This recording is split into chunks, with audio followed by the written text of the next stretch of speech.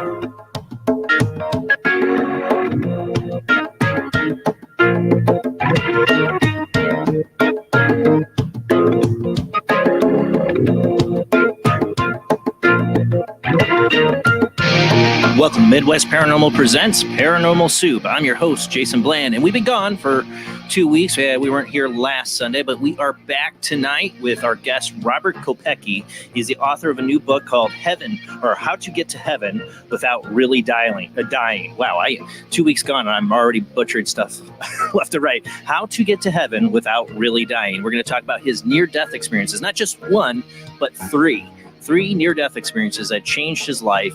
And he's a network publication illustrator and designer that decided to write books about, how this changed his perspective of life and how you can live in heaven without dying. That's an interesting concept we're going to get into tonight. And of course, we will have the phone lines open later in the show. Usually after the second commercial break, we'll open those up. And we got a lot of weird. We always do when we're gone. We don't do a show for a week or so. There's always seems this build up a weird story. So I had to really pick and choose, but I got some good ones. I got some shenanigans too, I want to point out, but there's a lot of weird. So let's go ahead and get rolling into the show.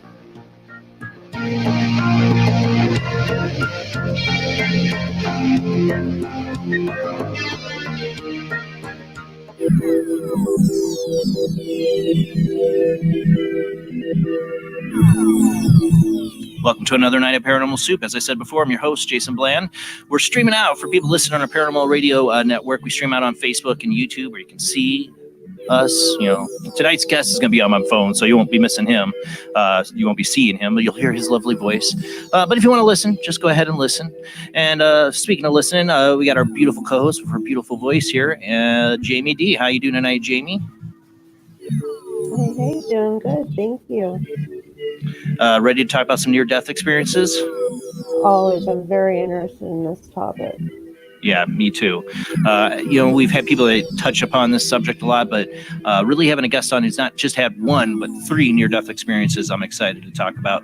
Also from St. Augustine, Florida himself, Rob Autry. You can be running the World Wide Web of Weird. How you doing tonight, Rob? Doing great. Good to be here and looking forward to the show. Yeah, like I said, we got some shenanigans to point out in the World Wide Web of Weird, I think, tonight. Yeah. There's some interesting stuff, but speaking of that, let's go ahead and roll into the World Wide Web of Weird.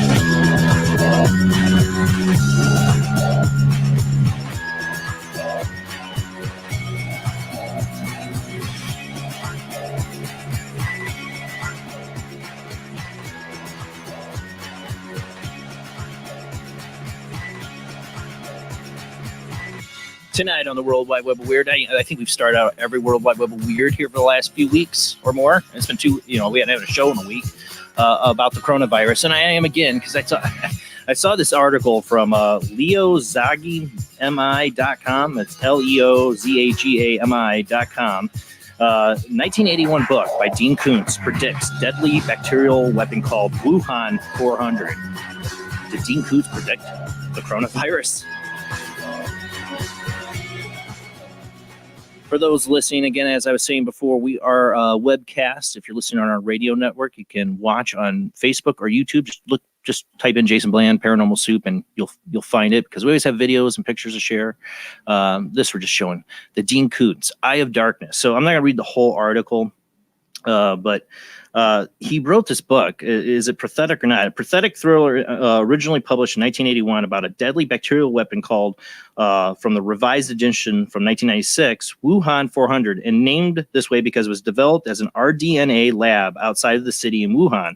Remember I talked about on the show how they had a facility in China that was studying the coronavirus, and then it suddenly gets out? And they had all those protesters. Now they don't, right? The older versions of the book refer to the disease as Gorky 400. The book in question was written by the best-selling American writer Dean Koontz and was originally published under the pseudonym Lee Nichols, but he changed it. Why did he change it to Wuhan? Wuhan 400. The book focuses on a mother who sets out on a quest to find out if her son Danny died 1 year ago or if he was still alive. Many of Dean Koontz's books have appeared on the New York Times bestseller list and have been adapted for television and big screen, blah, blah, blah. According to Koontz, in the after 2008 paperback issue, television producer Lee Rich purchased the rights for the book along with, we don't care about that. The fictional count Christina Evans, the mother of Danny, will eventually find her child kept alive in a military facility after being accidentally contaminated with a man-made microorganism created as a research center in Wuhan. They already say they got a vaccine for the coronavirus. So 3 hours later they got a vaccine. I don't know. I don't trust the whole thing. I really don't. Another interesting thing with the coronavirus too, I saw this article. I'm not going to read the whole thing of this. You can check it out. ScienceAlert.com has this coronavirus mystery as children seem less susceptible and scientists don't know why. Scientists are learning about coronavirus outbreak that has killed over 500 people. Now it's past it. It's like 1,200, I think, since this came out, and infected more than 24,000. Well, I think it's way beyond that now. One of the biggest mysteries is why so few children have gotten sick. The outbreak was first reported December 31st, but no children younger than 15 years old have been diagnosed as of January 22nd. Now, we don't know. China's not releasing a lot of the numbers, but there's similar in the SARS epidemic, that children seem to be not as infected, or they would get it, but would not get as sick, but be carriers of it. So I don't. It reminds me of the Star Trek episode where all the adults died from some kind of virus or whatever, and then the kids were left over. Probably would be a better world. Have you heard the theory that it started now from some scales from some animal that they use in medication? No, it's like this armadillo type animal, and I guess they do something to the scales and put it in the medication. They're saying that some people are saying that could be what started it.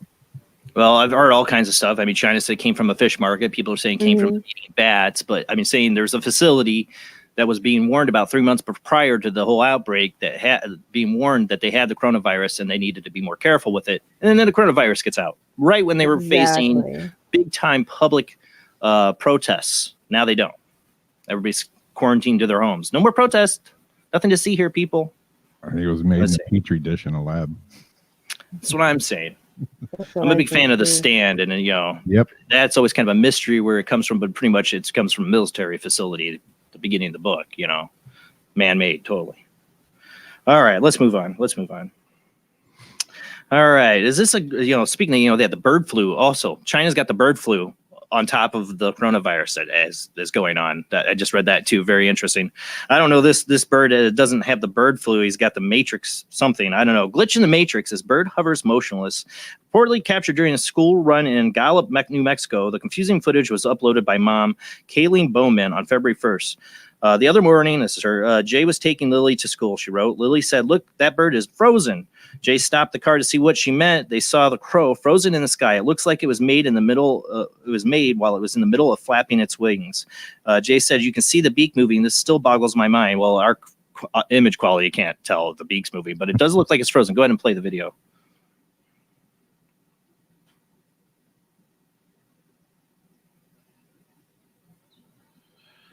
I mean, it is like kind of like a glitch in the matrix. Yeah. I'm wondering if there's like some kind of line there it could be caught on or suspended by. I don't know. You'd think they would be able to see that. But it looks frozen in midair. It literally does look like a glitch in the Matrix. Weird. I don't know. I mean, it does kind of remind me like the cat that like they go, oh, that was deja vu. You know, like, no. Glitch in the Matrix. Maybe. More weird stuff floating over the sky, not just frozen birds. Of course, UFOs, if that's what this is. This another one from Explain Mystery. Sphere film floating in the skies over California. Recently uploaded video shows a feature spherical object hovering motionless in the sky. The footage was filmed during an evening stroll through Tulare County by YouTube user Justified. That's JUSDAFIDE. It was uploaded on the video sharing site on February 2nd. The anomalous object can be clearly seen hovering above some trees and houses in the distance. Much to the puzzlement of the uploader, whose voice can be heard throughout the clip, "This is strange," he said. "This is so strange that really weird. This is like no strings or anything. It's just floating, kind of like the bird, right?" Sure enough, the object seems to be entirely motionless, despite not being able to tie to the ground. Go ahead and play the video, Rob.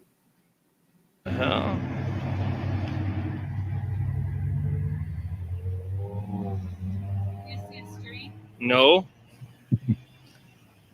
Where's the daggone string?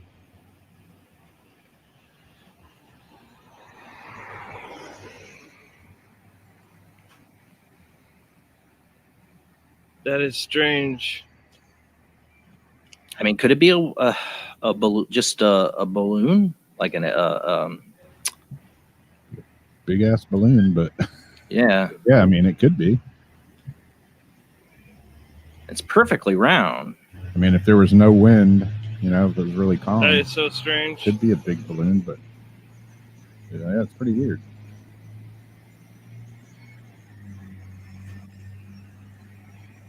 That is really mean, weird. There's like Some people said a weather balloon, strings or something anything. that came down that's getting ready to launch. I don't know, but Circle. the YouTube user said there's all that's over there are a bunch of residential houses.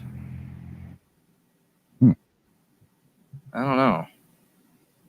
It's definitely perfectly circled, but the thing is, that, you know, how long did it just, was it still there when he drove off, or did it fly away? You know, that I don't know.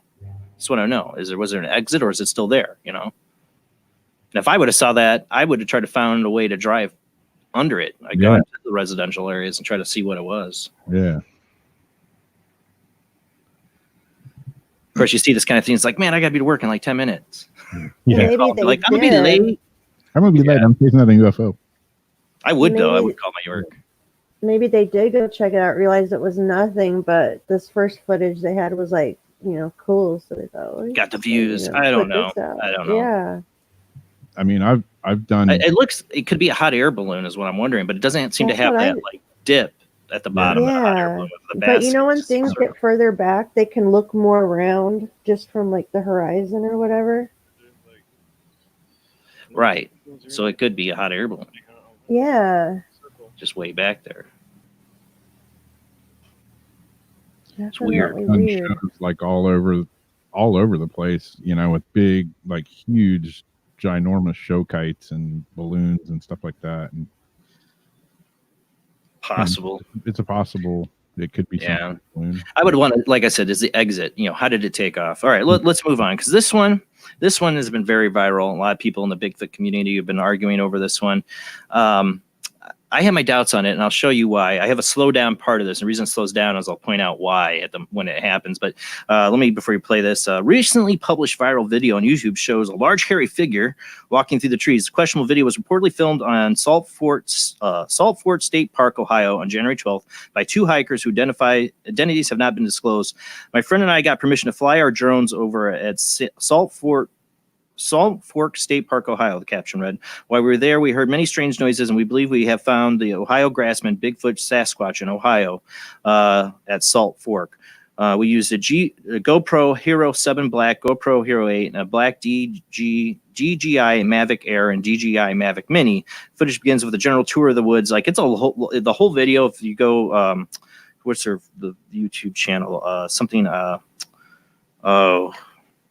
I want to get their YouTube channel. They don't put it on here. Hold on. I want to make sure you guys get the YouTube channel. Let me open it up really quick.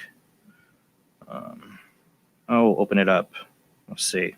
This article didn't list the We Do It Outdoors. They got like 11,000 subscribers. And they make this like whole on video but then to get to the money shot, the Bigfoot thing takes forever. So go ahead and play it, and I'll point out why I think this is a bunch of shenanigans. Make the screen bigger too.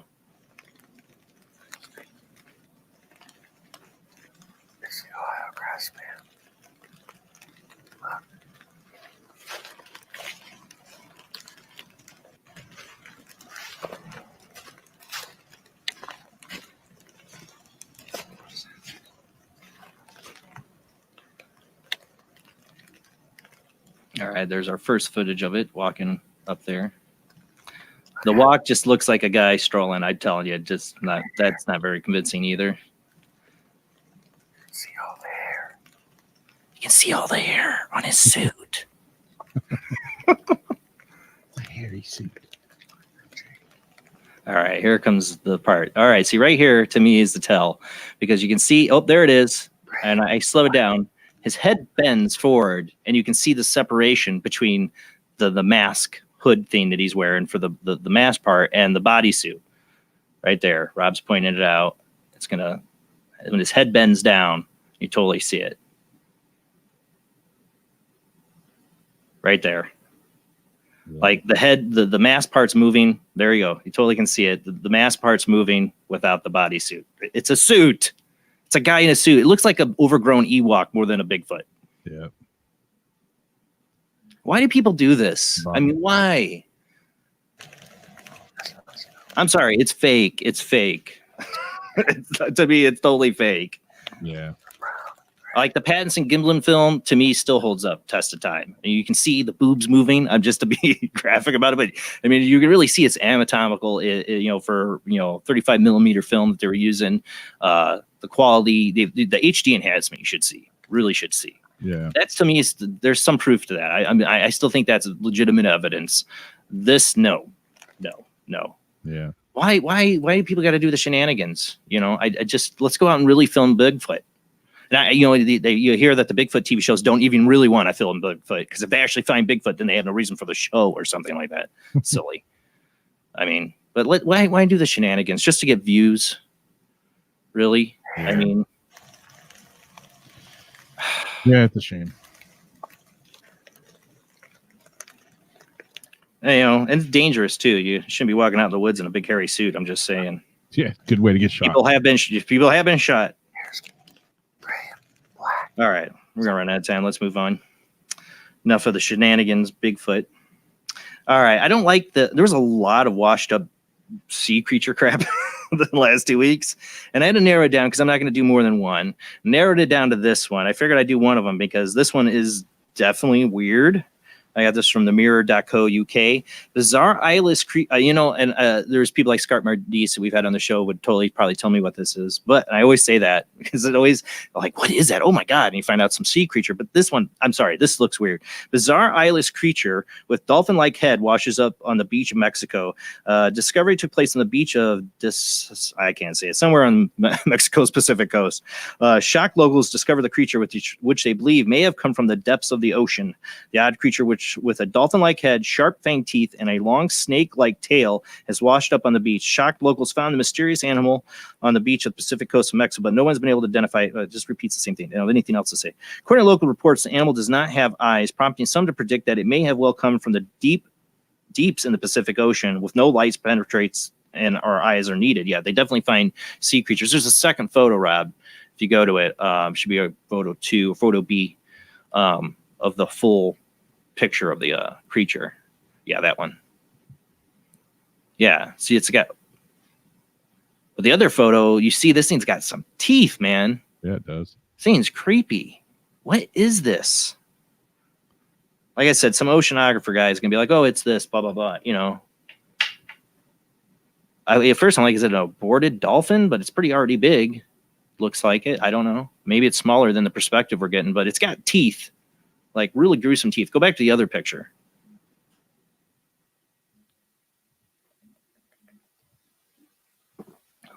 Yeah, the previous picture of it, because if you see it up close, it's got like teeth in its mouth.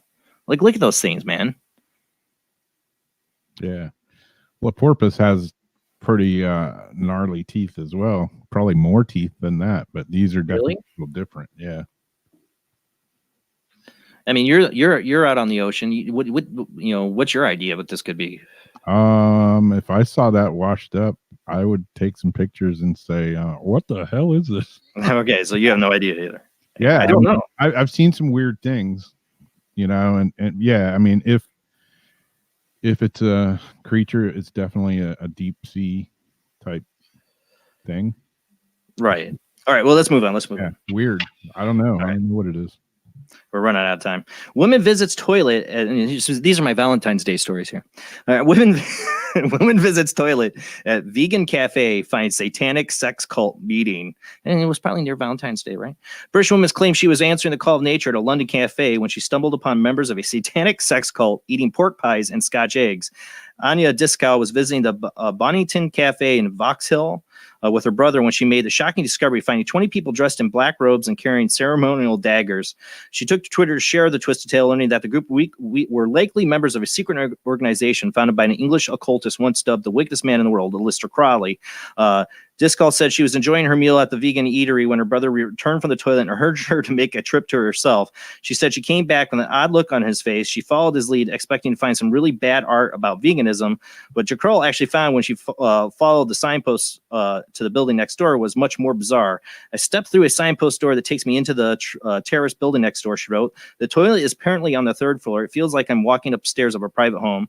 At the top of the first flight of stairs is a landing room. It appears by a kitchen. On a table, a classic British buffet of Scotch aids, breadsticks, cheese, etc. is laid out. The room is full. A party, except all the people there, at least 20 of them, are wearing full-length black robes. Some have ceremonial daggers. They're making polite conversation and chopping on more mini pork pies. It's like an eyes wide shut meets keeping up with appearances. That's what I was thinking. Yeah, and with these cults, it's always like a bunch of old English people. It's not like some hot, sexy English people in those robes. I mean, look at Aleister Crowley. I mean, yeah, I'm not, a sex cult, and that's your lead guy. I'm not interested. Not interested. We got to move on though. I want to get this last one. Oh my God. So we've had a lot of, woman marries ghost. Woman divorces ghost, the pirate ghost lady. We've had a lot of this ghost sex thing. I mean, maybe it's Gavin Lee Davies' fault. I don't know. But there are a lot of these ghost relationships are just cracking me up.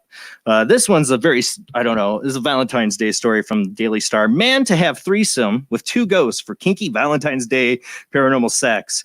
Gary Dinoa, 35 from New Jersey, of course from New Jersey, right, has exclusively lifted the lid in a candid interview with Daily Star Online as a relationship with a ghost called Lisa. A man who claims to be in a relationship with a ghost has opened up about his couple's incredible plans for Valentine's Day. Gary, who describes his amazing sex life with Lisa as a specter, has told Daily Star Online all about his exciting plans for the most romantic day of the year. This U.S. man from New Jersey previously spoke about spending Christmas with his ghoulish partner, but now, since the joyful season's over, there's more in store for Gary. I guess they had a Christmas story about this. I don't know. His girlfriend Lisa, who said they've been with for over 2 years. Speaking exclusively to Daily Star, the 35-year-old works in a hotel industry, now has told us what the pair plans for Valentine's Day. It sounds very kinky. The pair planning to Netflix and chill before having a threesome. Gary said, we're both thinking that going out on Valentine's Day is overpriced and overrated. When your girlfriend ghost agrees with you about Valentine's Day, that's kismet, man. It's kismet. We have a tradition that night. We make popcorn and ice cream sundaes. Then we watch our favorite movie, which iconically, I gotta say, is Ghost. I know, we're so corny. We can't help it. Afterwards, we make love. Oh my God. Make love on a bed of roses. The roses stay on the bed when we go to sleep, so we wake up to the smell of flowers. This year, we're getting kinky. We're going to have our first threesome. Lisa has recently befriended a female spirit and thought it would be fun to bring her over to spice things up. 2 years into your ghost relationship, and you already got to spice things up, buddy? The roses petals aren't enough? Okay. I've never had one before, but not even with two living women. I'm a little nervous. Don't worry, buddy. That doesn't surprise me. So needless to say, there'll be a lot of wine involved to loosen me up. Not for the ghosts, so they can't drink wine, right? Couples are always taking their sex life to another level, with Gary describing it as hitting a new milestone on this Valentine's Day. Did he record it? I'm sure he's done the Mile High Club, right? That would be really easy for him. And it was Lisa's idea for the threesome. Oh, I'm sure it was. I'm sure it was, my friend. When you have a ghost girlfriend, it's always their idea. It's always their idea, isn't it? I want to know if he recorded it. No, I don't. She's confident in the way I feel about her, and we both are very sexual, and we know we'd be comfortable having sex with another spirit without any emotional attachment. Dude, oh my God. Tell me they just find these people and say, we're going to make up a story like the Daily, but no, this is like a guy that really interviewed. There's tons of picture of him giving like the peace sign out with his ghost girlfriend. You don't see in the picture. He's by himself. This is either like the funniest or loneliest, saddest Valentine's Day story I've ever read on the show. It goes on. I don't have time for the rest of the article. So Gary's officially getting some booty. I just like, I'm picturing this poor guy lays out the rose petals by himself and he's talking. I'm too imaginary person.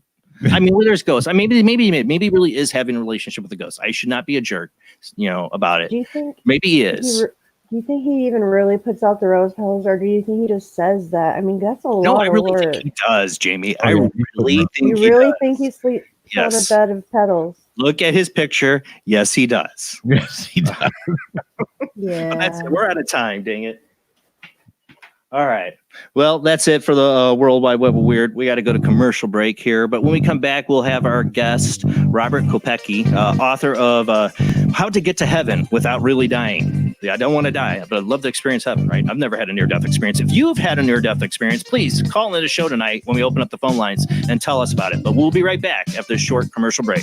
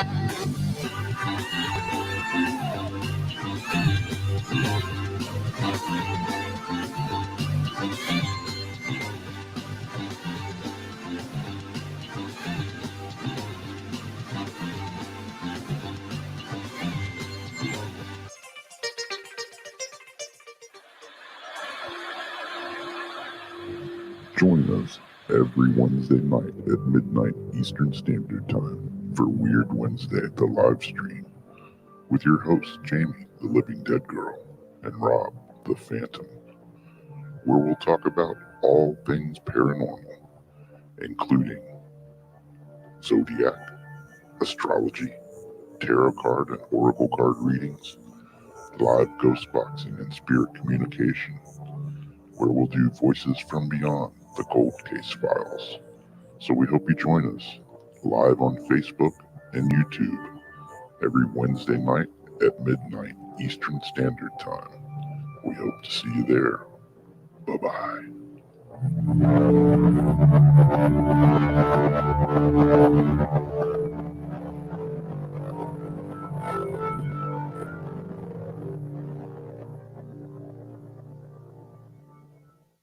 Bring life to the dead. Bring life to the dead. Bring life to the dead. Bring life to the dead. Bring life to the dead. Enter the occult world of necromancy. You were brought here for one purpose. Necromancy. A ceremony dating back to the pre-Christian era. It's the art of reviving the dead. It requires involvement with evil spirits by the person performing the act.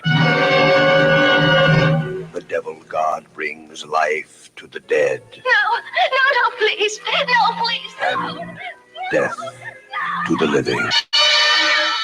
Necromancy. Starring Orson Welles and Pamela Franklin. From Cinerama releasing. In color, rated PG, parental guidance suggested.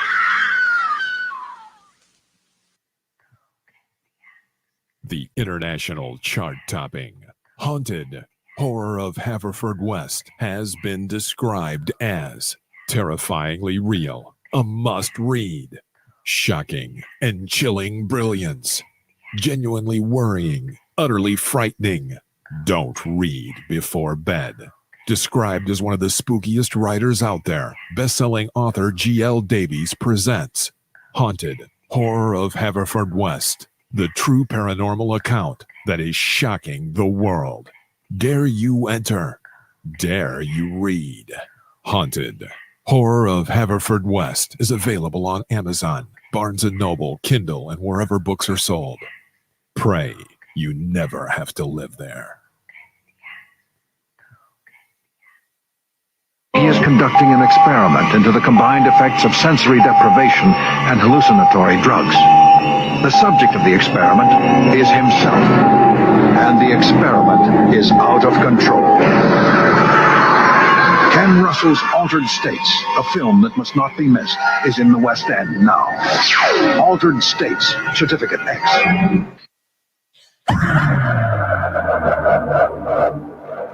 If you are interested in discovering the truth about the paranormal and want to hear from leading researchers in the field, join Justin Brown on his 3 weekly shows named My Paranormal Soapbox, Necromancer Live Show, and the Supernatural Symposium, live on Facebook, YouTube, and InterfaceThis.net.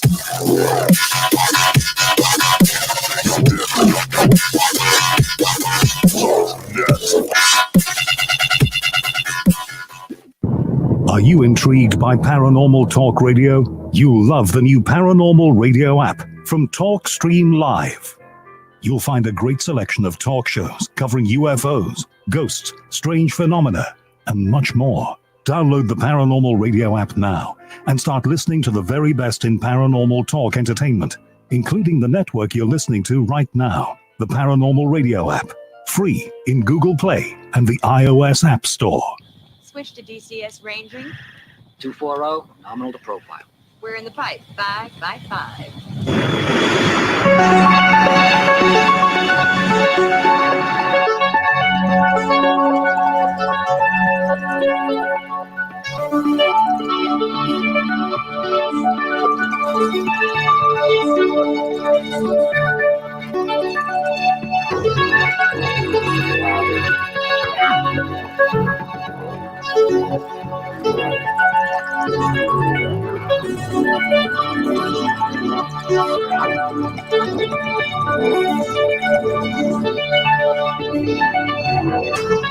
Tonight on Paranormal Soup, our guest is Robert Kopecky. Robert Kopecky escaped a traumatic childhood growing up on the edge of San Diego, California, and went on to travel extensively, living a variety of lives as a ski bum, a factory welder, a monumental sculpture fabricator, an underground cartoonist, and finally as an award-winning Manhattan illustrator, art director, animation designer for clients like New York Times, Sports Illustrated, Cartoon Network, PBS for Kids. His journey from remote South Pacific and Mayan underworld to the capitals of Europe, from the deserts of Arizona to the media world of New York City, were punctuated by 3 very different, dramatic near-death experiences that eventually led him to the years of study, meditation, and service, and the transpersonal realization of what life really is inspired him to write and teach about spiritual lessons he learned the hard way. When the spiritual essay he posted on his design blog became more popular than the design work, he found the call to write his first book, How to Survive Life and Death, published in 2014, sending him into the world of near-death experiences as a speaker, teacher, contributor, writer, feature on the Gaia.com, The Mindful World, Soul Lifetimes, The Inner Self, Belief Net, and more, and leading to the publication of his latest book, How to Get to Heaven Without Really Dying, Wisdom from a Near-Death Survivor from Llewellyn Books. Robert has been a featured speaker at 2016 International Association Near-Death Studies, Sport Extraordinary Conference, Edgar Casey Association. You can find Robert at robertkopecky.blogspot.com, and his website is robertkopecky.com. Kopecky. It's Kopecky. We'll have the links in the description so you can check out his website. But let's go ahead and get to our guest.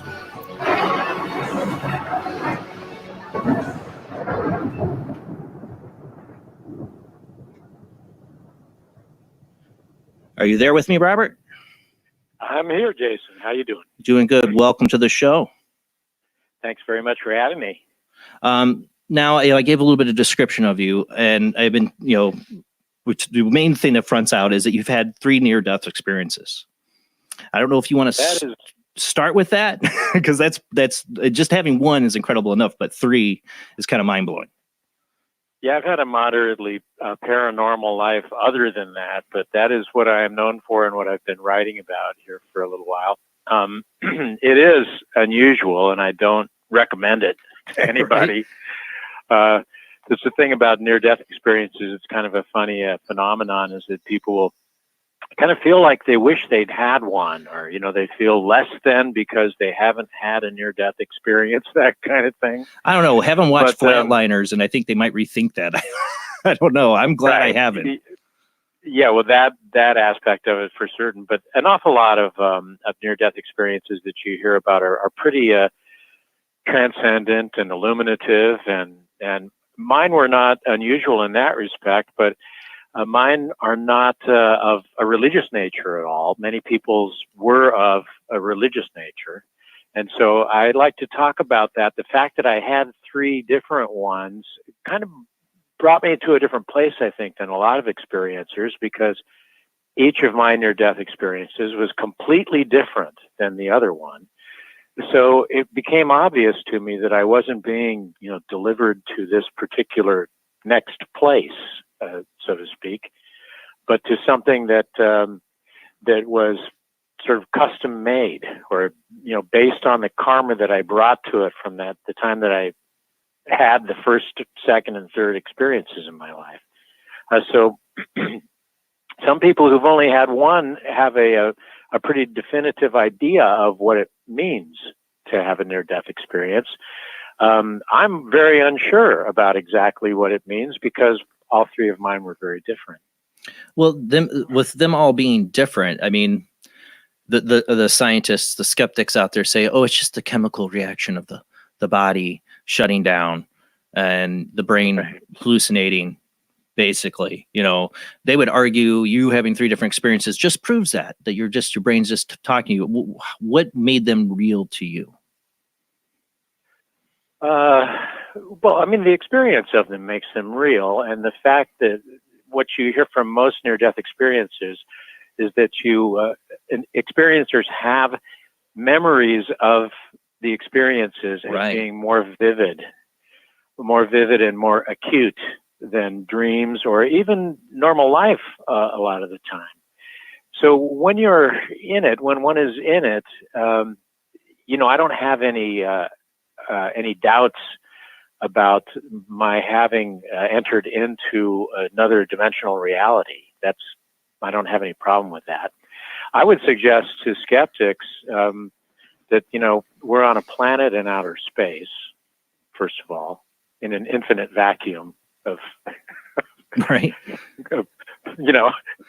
Where do you go from there? You're going to tell me that you know exactly what's going on here? Are you basing your beliefs on some scientific certainty? I mean, science has changed throughout mankind, right? Right. Flat earthers are skeptics too. They've been wrong, right? That's the facepalm of humanity right now, because it's like we're really arguing over this still. Right. Yeah. I mean, and that's the aspect of paranormality, which, paranormality means essentially running alongside of, kind of, right? Right. So it's an alternate reality, and there is plenty of evidence for it at this point.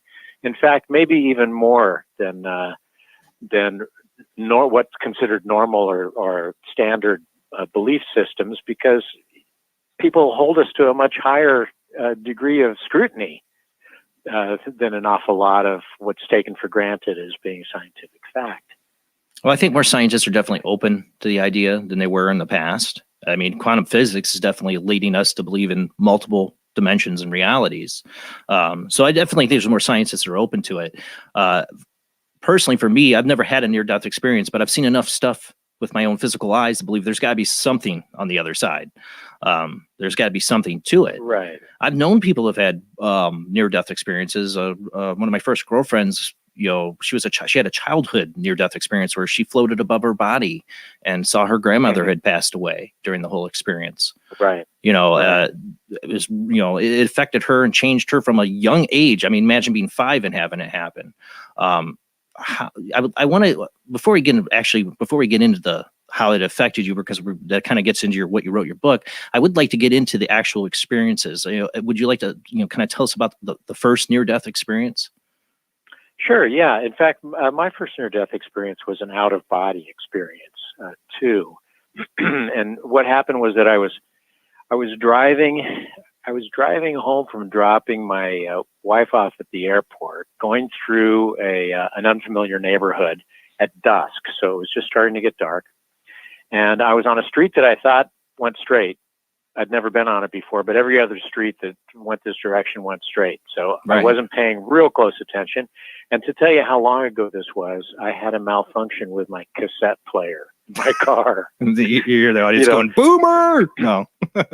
Yeah. Well, I'm 63 years old, so I was born in 1956, so that's how old I am. But what used to happen when your tape players would screw up is that there'd be this bloopy noise where the mechanism would suck the tape in. You can hear the tape dying on the inside. Right, and you'd try to pop it out, and it would be stuck, snagged inside, and the tape would string out of the cassette. It was a big mess. That happened to me.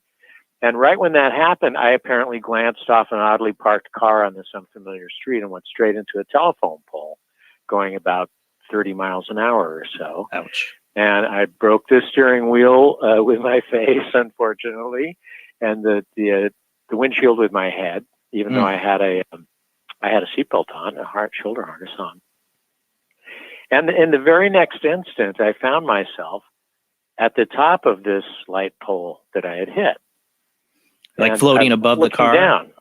Exactly. Yeah. I very well remember looking over and seeing the street light that was just coming on because it was dusk. And it was on and flickering, and a moth started flying around it. And I'm up above, I'm looking over hedges and bushes into people's yards and stuff. This is suburbia in the Los Angeles area at the time. And I'm looking over people's hedges and stuff into their backyards, and I start to see lights snap on their porches and people running out to see what the crash was. And people saying it looks bad and call an ambulance. I'm witnessing this whole thing. And then I start to notice that there is somebody that's kind of hanging out of, the car I was driving underneath me that's all crumpled in. Yeah. The hood's all smashed in. Steam's roiling out, fluid is pouring onto the ground, and there's an arm and, part of somebody hanging out. And I realized that is me that I'm looking at. And so at this moment, it's very real. What's different about it, what was different about it for me was that I had no sense of my physical boundaries anymore. I felt like I was boundaryless. Like I was kind of expansive. And then this kind of sensation of being totally connected and kind of completely, people talk about being loved, about an experience of love, warmth and love. That's definitely true. You just feel enfolded into this sort of warmth and is it like everything's going to be all right feeling kind of, or? Absolutely. Like everything is all right now, Like the problem is with the guy down there in the car. Right. He's got a big problem. Well, I don't. It seems like from what you're telling, the experience that you had, that when you first shifted from being in that car to the light post floating above, that like you were kind of just like, oh, there's a moth and there's a light and it's turning on. Like you're kind of just like, oh, I'm just witnessing this. But then, what's this? Right. When you see your body, was there a panic feeling, or was there like, oh my God, like I'm screwed, or, or fear or any of that when you saw your body? No, there's kind of a human instinct, that kind of consciousness of fear and stuff doesn't exist anymore. That's what I would say that's what I found interesting. The sensation is kind of like, oh, thank God is kind of the feeling. Really? It's kind of like, woo. All right. I'm glad that's over.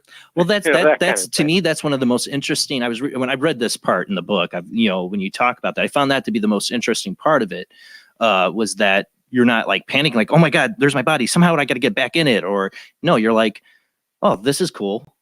This is all right. Right. Not a normal, you think somebody's reaction would be.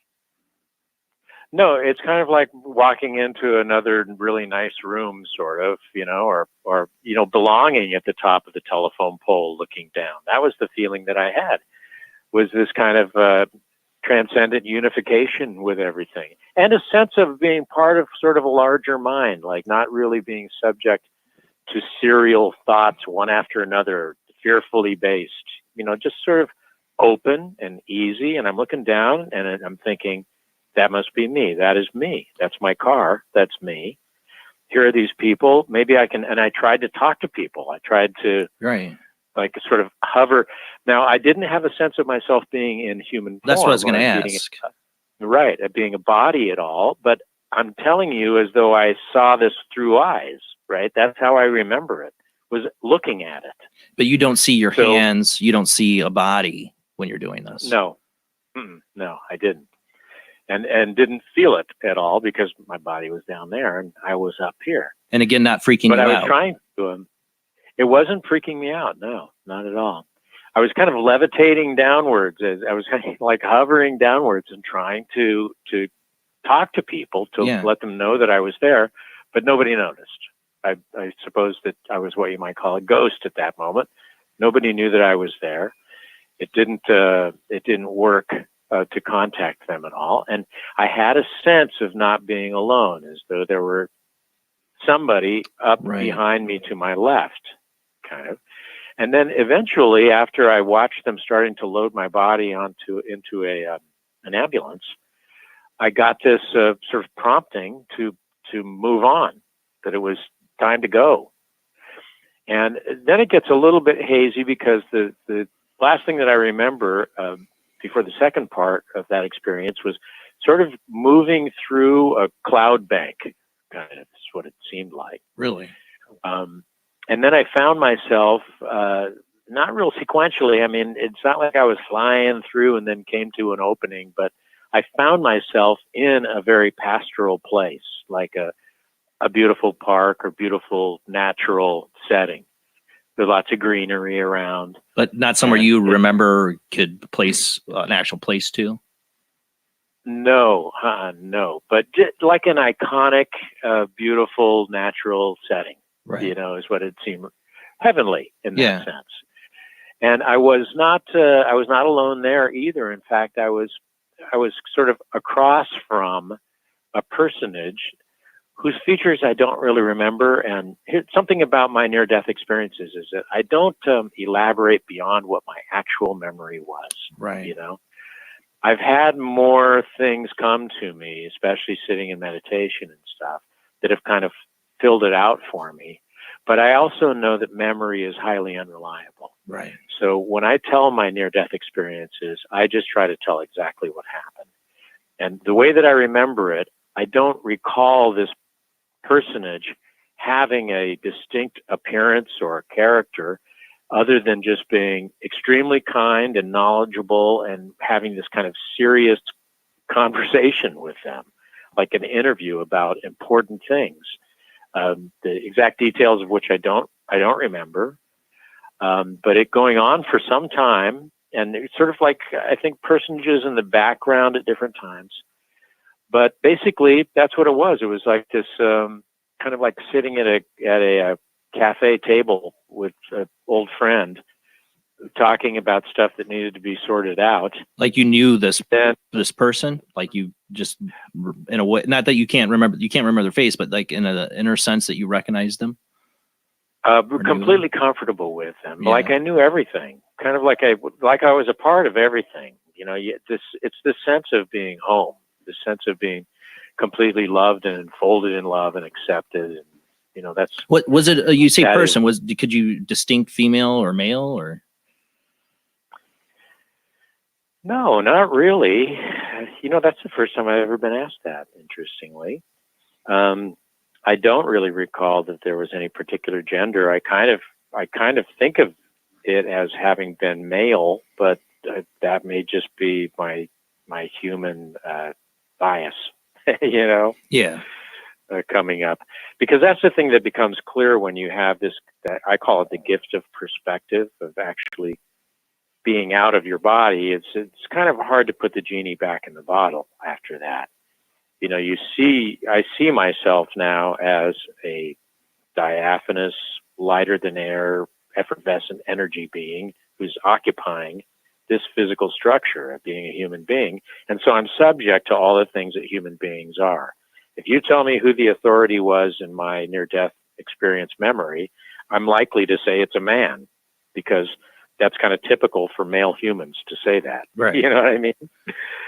So that's how that goes. Then the next thing I remember as a physical me was coming to about 20 or 22 hours later in a hospital with my head heavily bandaged and, in a hospital bed hooked up to machinery and a nurse there. And I didn't remember having been moved from one hospital to another because they had a plastic surgery program there.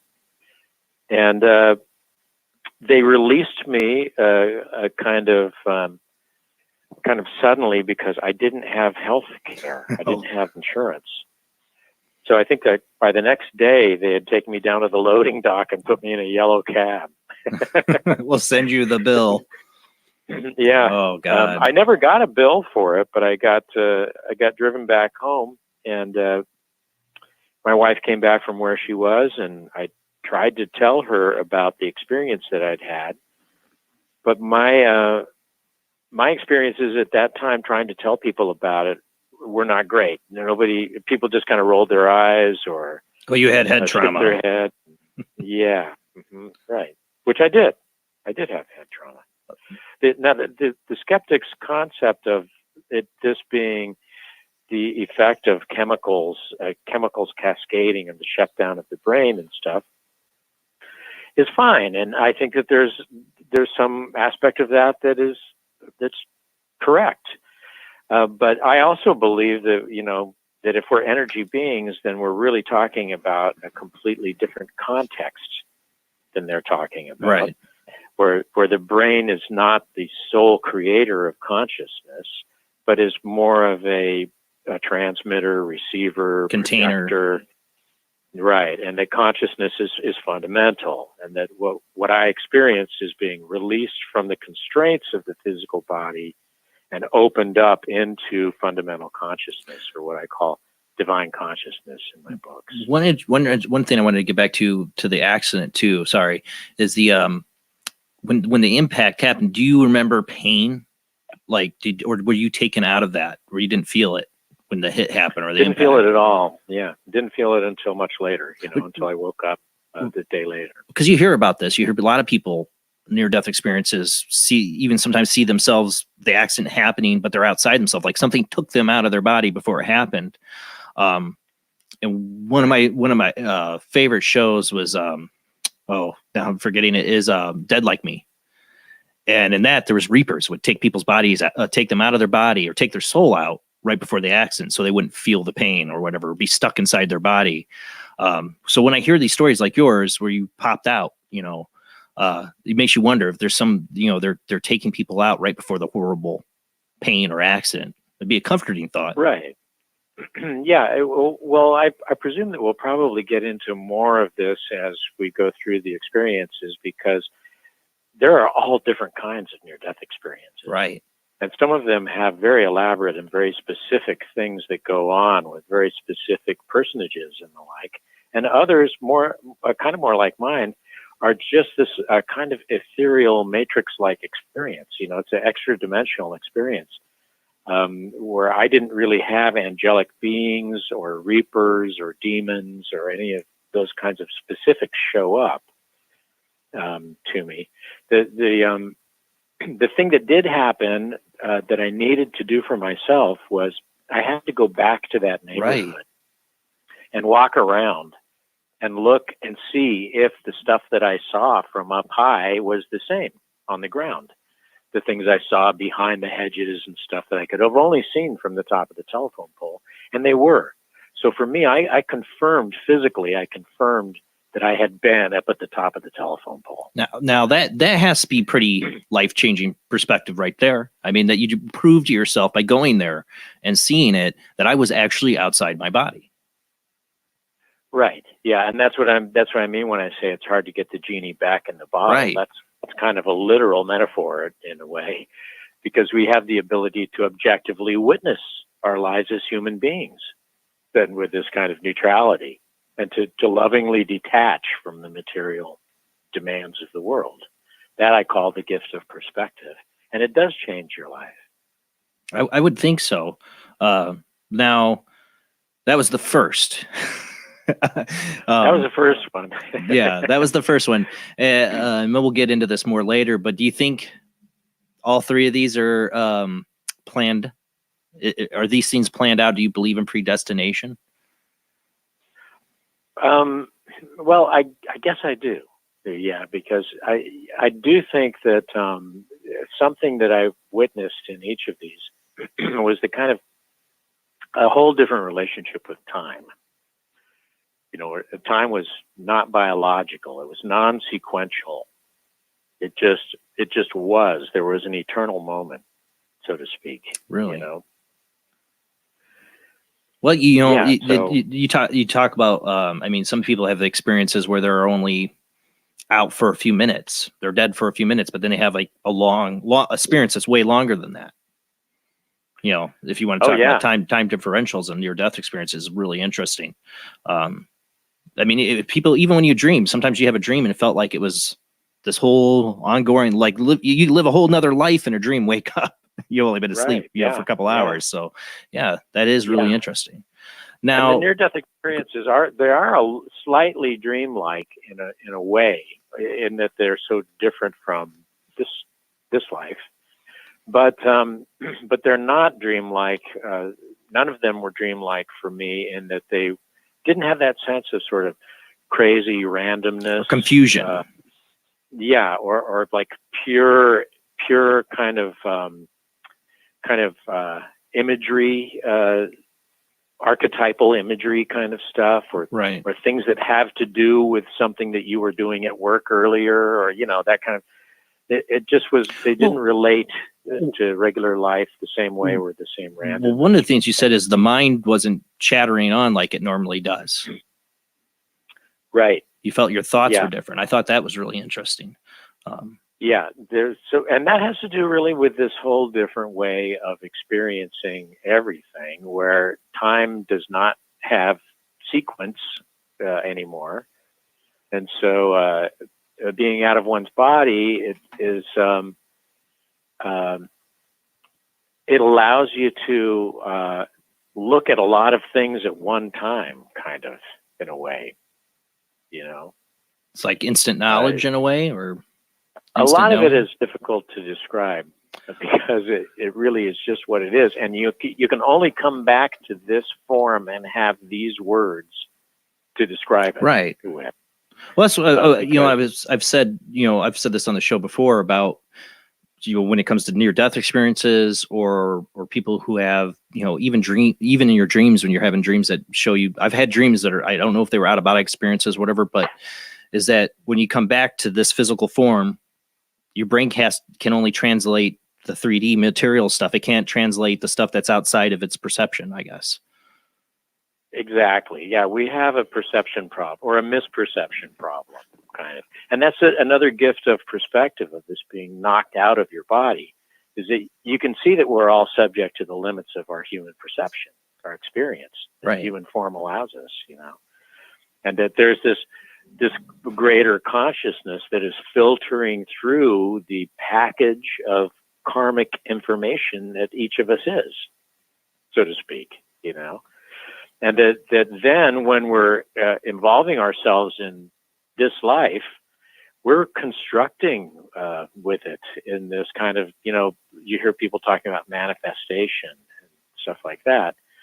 You really are kind of creating your karma all the time, because that near-death experience for me was right for that time of my life. Now, when I tell you the other two, you'll see that they were right for those times of my life too. And likewise, all the other experiencers that I've heard now, and I've heard hundreds and hundreds at this point in the last few years, they all have custom-made near-death experiences. Well, you'll hear me make a lot of movie references because I went to film school and I'm a movie guy. But what dreams may, one of my favorite when it comes to afterlife movies is What Dreams May Come. And because in the whole concept is that you paint your own afterlife. You know, you make it's based off all your inner. Is that the Robin thoughts. Williams film? Yes. Yes. Yeah. That was pretty spectacular. Too. Yeah. My near-death experiences weren't nearly as spectacular as that movie. Well, that's you. Like it basically Exactly. gives the reason that everybody's experience is going to be their own. You know. Right. Yeah. Well, yeah. I've heard people that had experiences of celestial mountaintops with thousands of angels singing in a chorus and stuff like that. You know. And I believe all of them. I have no reason not to believe all near-death experiences. You know, to the degree that the person is being honest about them, because once you're liberated from this form, you enter into this matrix of loving intelligence where there is just absolute nothing but potential. I mean, it's just, you know, it's an open season for whatever kind of experience you need, I believe. Well, for somebody who is like has a strict religious belief in something, if they pass on the other side and are like, yeah, that's all hogwash, you know, maybe they have to gently ease them into that. They get the angels, they get everything because that's what they expected. You know, if it wasn't there, they might cause a bit of a problem. So who knows? That's why I liked the concept that it's what we expect is what's going to be there. You know, go ahead. They're not all the same across cultures. Right. You know, they're kind of culturally or religiously exclusive of one another, a lot of them.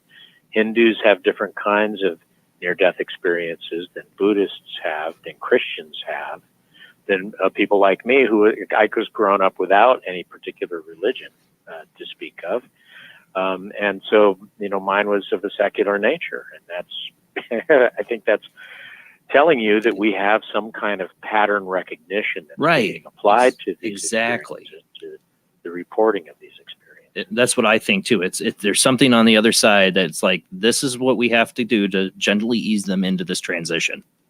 It knows exactly what you need to see or how you'll best handle it. Now, how long was it between the first to the second experience? How many years? Oh, I think it was about 6 or 7 years. Let me see, 84. Yeah, it was about 8 years, 7 or 8 years. Yeah.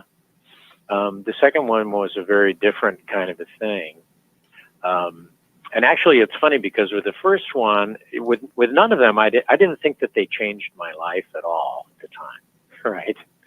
That, you know, a lot of near-death experiencers will be totally changed after their experience. And then a lot of others of us, we like deny it or resist it or suppress it for a long time, which I'm kind of in that camp.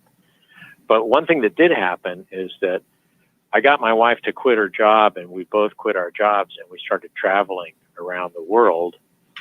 We weren't spiritual at all, but we went from one spiritual place to another. I mean, we were just going to cathedrals and ruins and the Mayan underground and looking for tiki in the South Pacific, and all of this on a shoestring, just by the pure desire to fulfill this strange calling.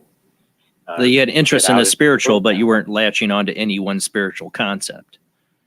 I wouldn't even say that I had a particular interest in the spiritual.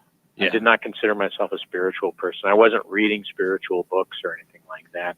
I'd been a martial artist when I was younger and had meditated and stuff a little bit, but that was about the extent of it. But what happened was that when we got back from that trip, we settled in San Francisco, and I got a phone call that this aunt of mine, who'd been very important to my upbringing, was dying or was possibly dead in a hospital nearby. And I got in my car and drove over there and was present at her passing. I was at her bedside. And I had this kind of experience of her exiting her body, and this sense of her being there, but not in the body. Like you could feel it, or when you were at her bedside? Yeah. Now, what I assume is that I had been slightly recalibrated or realigned by my first near-death experience, so that I was maybe more subject to those kinds of energies, to extra-dimensional energies. And, you know, people that are mediums are all aligned to that, right? They're all open to that. And so I think that there's an element of mediumship that I acquired from the first one, and had this powerful sense of my aunt's presence, and started carrying that around with me, or started sensing my aunt as being with me. And what happened was that it sort of like the whole experience kind of knocked me out of my tracks. And having just taken that trip wasn't enough. I left my first marriage. I moved to New York City, and in some kind of willful effort to, I don't know, further suppress or further explore, I'm not sure, I started living this kind of hellacious nocturnal life of a downtown Manhattan artist, and just burned the candle at both ends. And it was a Roman candle. It was, it was like really Oh man, a ferocious kind of a thing. I mean, do you think at all there's at all a longing to feel that first experience again? That unconditional love? That's, I imagine that may be possible. Yeah, I hadn't really thought of it that way either. You're coming up with some new stuff tonight, Jason. It was great talking to you, because I hadn't thought about this quite this way. Well, it's very possible that I was. And you'll hear that with near-death experiencers, right, that they yearn for what they had experienced on the other side. By the way, which I don't think is on the other side. I think it's right here. I think it's right. Another dimension. Well, that's what I get at. I mean, is because people, if you go to the other side and you experience this, what is described by many as this bliss, this unconditional love, being enveloped by it, any good person that's been addicted to drugs, or you'll tell you, you might be chasing that bliss. Once you taste it, it's like heroin. Once you had it, your brain's like, I want that. You had a spiritual experience, and you want it to keep lasting. Right. We actually talked about this with our last guest 2 weeks ago. About who's transcendental meditation. I talked about a time I was getting into meditation, and I had this very vivid, what dreams may come kind of experience during a meditation, and I never did it again, but man, I wanted it. It almost ruined me on meditation because I couldn't get back to it.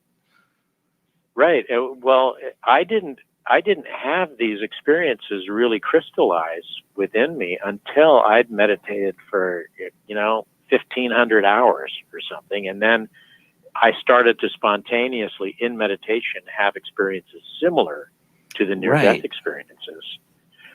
So we'll get to that. We'll but get to let me that. tell you about Sorry. the second one, because I was leading this riotous downtown nocturnal lifestyle, and it basically led to what was essentially a drug overdose.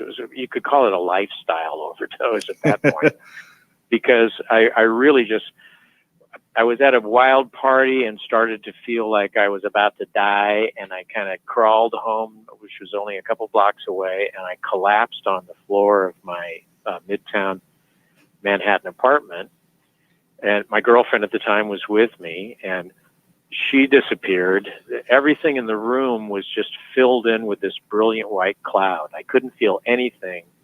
I couldn't feel my body anymore at all. But you're conscious. The room filled in. Pardon? But you're conscious. Consciousness does not end in any of these. Right. That when you can't feel your body and you're conscious, I've experienced that. It's very scary. Very scary experience. Yeah, and I think that the second one was maybe a little bit scarier in that sense. I was maybe carrying a little more of that human pattern recognition with me than in the first one. The first one was a complete surprise. I was knocked clean out.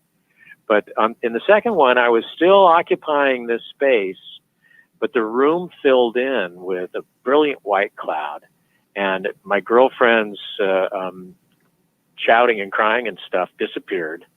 And I was once again, enfolded in this sort of rapturous state of, kind of blissful, transcendent connectedness, and didn't have a sense of my body, again, not of having any hands or anything, but seeing things, looking through my eyes, and having this sense of somebody being behind me, of not being alone.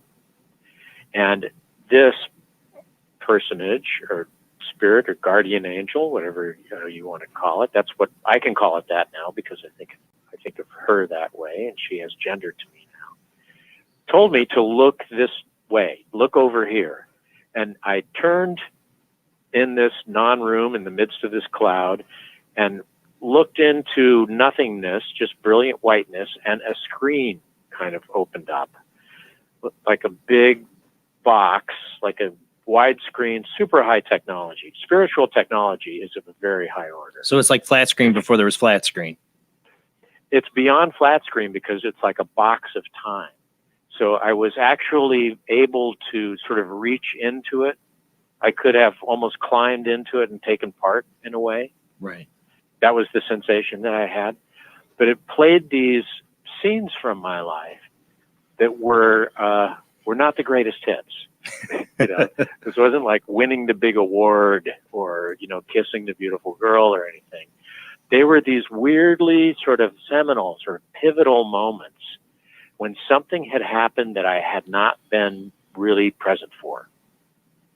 When I had caused somebody injury, or when I had completely overlooked a fantastic opportunity, or when some life lesson was unfolding before me and I just hadn't been there for it. You know? Missed opportunities, basically. Yeah, yes, they were. They all had to do with not being present, with not being focused on the moment. You know how we all have that. Gee, you know, I wish I'd paid more attention to that. Yes. Going on. That was the sense that I was getting the whole time. And these like they serially played, like one after another. I don't remember, maybe 4 or 5 of them, sort of. The details of which I didn't recall the day afterwards, so I don't really talk about it. Now I kind of recall some of them, but again, I'm not sure about memory, the reliability of memory. You know, for me, it's meaningful what I recall now. But what I can tell you is that these were deeply inspirational episodes that I felt like I could reach into and move parts of, almost participate in again. I felt like they were living through me again. It was like, well, it's like interactive kind of in a way, like you're living the moment again, basically. But you know, like an interactive life review, you could call it.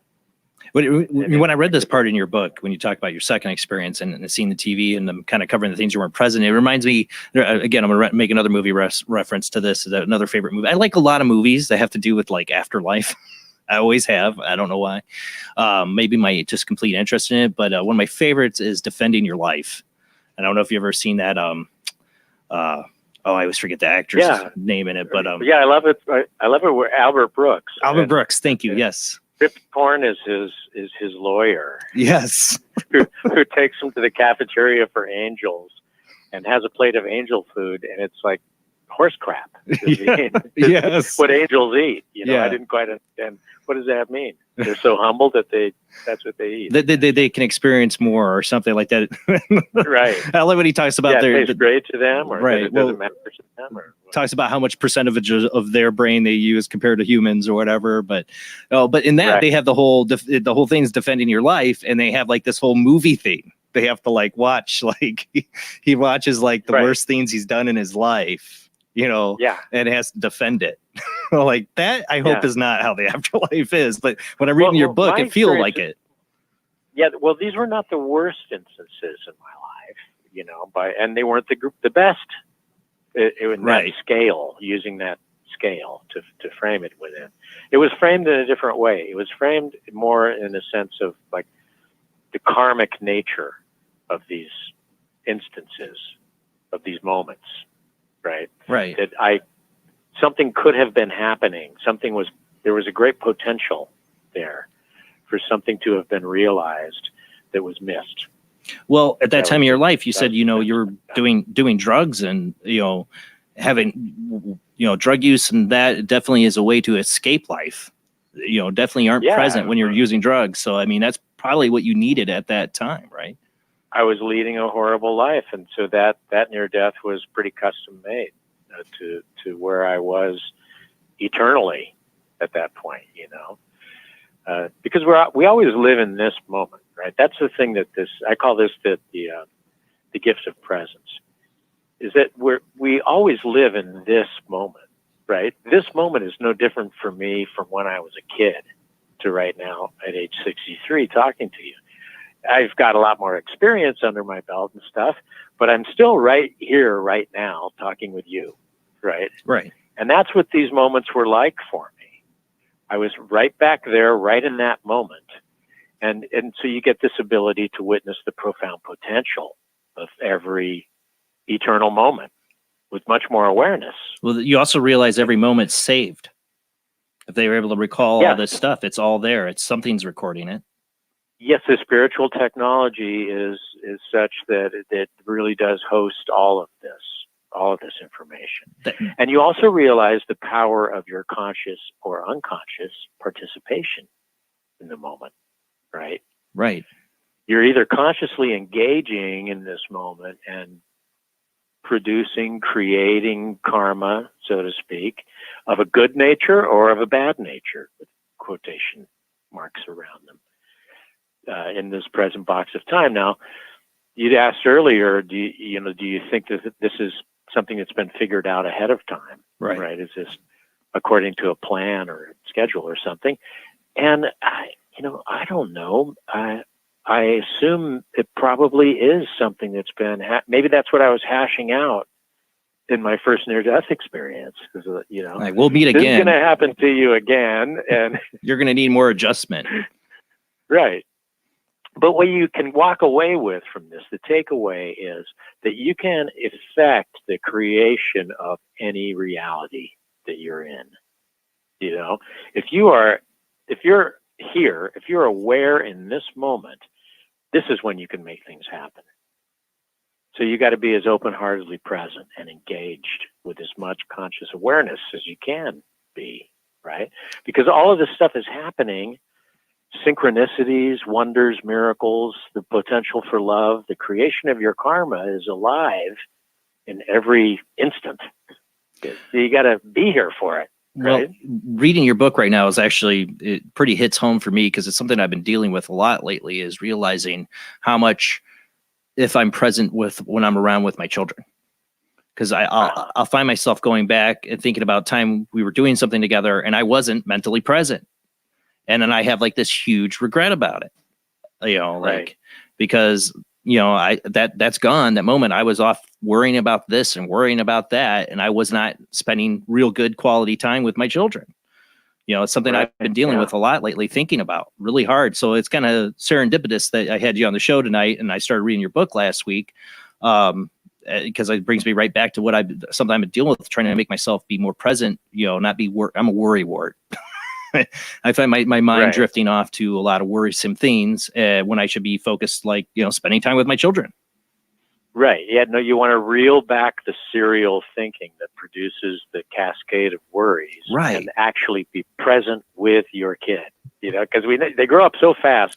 That's exactly it. I mean, I just had my youngest just turned 4, and I go back. I start looking through all the photos, the last 4 years of him growing up now, and I'm like, God, how did I get? It was just like yesterday. I'm looking at this little smiling baby face coming out of my wife. I mean, he literally smiled on the first day, and here he is, 4 years old. I'm like, and my other son's 8. I'm like, how did I get here? When you dream, and like in a dream, like I said, it could take, a dream, you might have been only sleep 2 hours, but the dream you felt like you lived a lifetime. It's because that dream like jumps from one scene to another scene, and you just lose, you don't correlate that you've jumped from scenes. You just, all that memory's there from that time period. I know it's hard to explain. No, in the book Slaughterhouse 5, Kurt Vonnegut. Yeah, oh God, the first line is Billy Pilgrim became unstuck in time. And I have that sensation lots of times now in, talking about the gift of presence like this, because right now, Jason, your son is going to be 14, Yeah, 10 years and you're going to be looking back Yeah. over the 10 years of it. Yes. The same kind of wish to be present in all of those moments simultaneously, if you can be. And in a way, you kind of can be, if you think about it, if you rearrange the way you think about it, if you frame it in a box of time instead of on a flat screen TV, then you can kind of enter into it a little bit more, and you can be more present for your child in this moment, right? Right. because that's what like I said, that's what I find myself regretting. If I, think back about how much I wasn't present during certain moments, I would love to just be present in those moments again, just because I didn't capture them all. I was off worrying about something else. Right. And the important thing, going forward for you is not to worry about where you're going to be in the future or regretting what might have been, but in actually being right here and now. Right. That's the lesson, right? Is that you want to be right in the here and now with your kids and paying attention to them. Right. As best as you can. I've been kind of chastised. Of course, all kinds of things happen where you can't always be totally focused. Well, I'll chastise myself if I'm on my phone and I'm with my kids. I'm like, put the damn phone down, Right. It's like stuff like that. There's so much now to definitely keep us distracted and not focused on the present, technology wise. Yeah. It's dangerous. Yeah. But for me, I don't even need technology. I can go off and my brain can come up with a million things to worry about. And I will be off in La La Land worrying about them while I'm, supposed to be having a good time with my kids. Sure. Yeah, absolutely. And we're all subject to that kind of stuff. And you have to forgive yourself immediately for those. That's being a human being, right? It is. That's having divine conscious filter through this, kind of awkward form. I think that human life is pretty hard. I think it's one of the harder lives that I think our spirits live, and I'm not the first one to suggest that kind of thing. Well, there's more topics to get into. We're going to be coming up on a commercial break, but before we do, after this, second near-death experience, I have to imagine this time it had to have had an impact on you. Yeah. Well, what happened was that I started to hear my girlfriend shouting, and it kind of cut through the experience. And the cloud started to dissipate and the room started to fill back in again. And after about an hour or so, I was back to normal basically, but I was not back to normal walking around. I quit that relationship. I ended that relationship and I actually left New York City shortly after that. Now I didn't really think that I was doing anything different or that the experience had done something to me. I was still kind of that sort of willful, self-centered kind of like, no, I want to change things. It's time for me to move on and do something different. I wasn't thinking, all right, I had a near-death experience and I've got to change my life. It just didn't really, like I said, it wasn't until years later when I got into meditation that these things really crystallized inside of me. Do you think you kind of avoided it though? Like you didn't want to think about it? I left New York City. I moved out to Arizona. I went out to help my brother open a restaurant, and I basically started snowbirding back and forth between Arizona and New York City. And I really kind of detached even more. If you live the life of a snowbird or you have a place that you get away to on a seasonal basis, you really have two different lives. So you can kind of pick up and leave everything at any minute. And that's what I was doing then for, 4, 5, 6 years after that.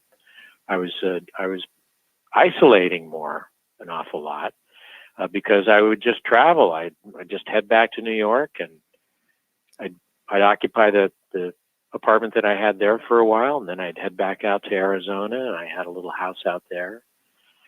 And I didn't have to be responsible to anybody. Things were going pretty well for me and stuff, but it was still going to be a little while until my third experience happened. You think it kind of had you kind of running away from life a little bit if you're like bouncing back and forth like that? Yes. Yeah. I don't think that ironically, after that second experience, I was not conscious. I was not really participating with a great deal of awareness in my life. I was trying to make my life work and didn't know why it wasn't so much. On the surface, a lot of things looked right, but I was not feeling right. I didn't feel aligned with life in any way. Things were getting rougher and rougher, I think maybe because I had never really come to terms with these experiences that I'd had. And, you know, not having a religion or not having any kind of spiritual, ideology to go by, you know, these experiences were just that, just experiences. Yeah, I had nothing to tether them to. I had no foundation to sort of attach them to, or to provide me with any kind of stability or understanding. Now, I'll get to it after the third one where all of that stuff happened for me. But, you know, for some people, you just have to, I guess you need repeated blows to the third head. time's the charm, right? Well, we're gonna talk about that third time when we come back from our commercial break with our guest Robert Kopecky. Now see, I had it all right. Kopecky. Now I'm butchering it. See, I told you I'm the butcher. Name's Robert. I eventually would do it. I had it right the first time. Robert Kopecky, author of How to Get to Heaven Without Really Dying, because you don't really want to die to get to heaven. Would like to experience it, right? Without the dying part. That would be great. All right, guys, we'll be back, and we're going to open up the phone lines. Call in. If you've had a near-death experience, I'd love for you to share that tonight. We have 2 lines open. I'll give those lines out when we come back from the short commercial break.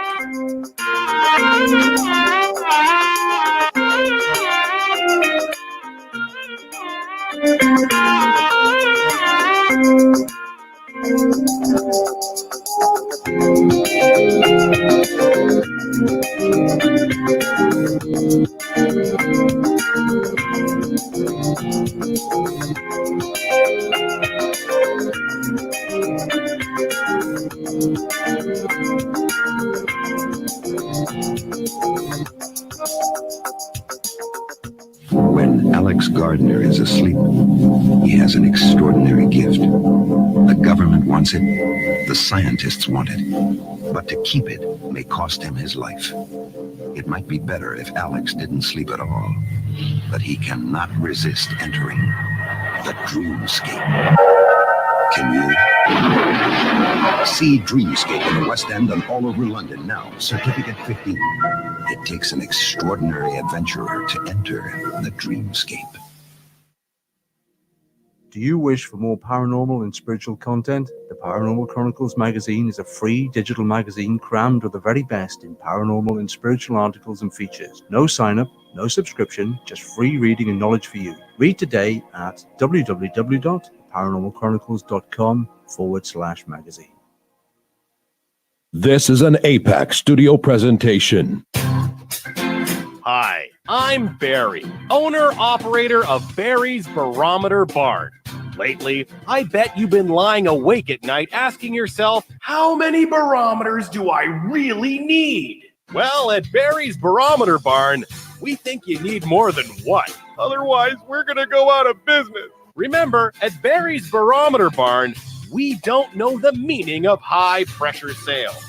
Come on, folks, buy another barometer. I'm trying to put my kids through college. I've got a family to support and a secret mistress who isn't cheap. Visit Barry's Barometer Barn, 000 Storm Drive. Come on, folks, buy a barometer. I'm Barry's older brother, Larry, and every time one of you people walk past the store without coming in, Barry beats me.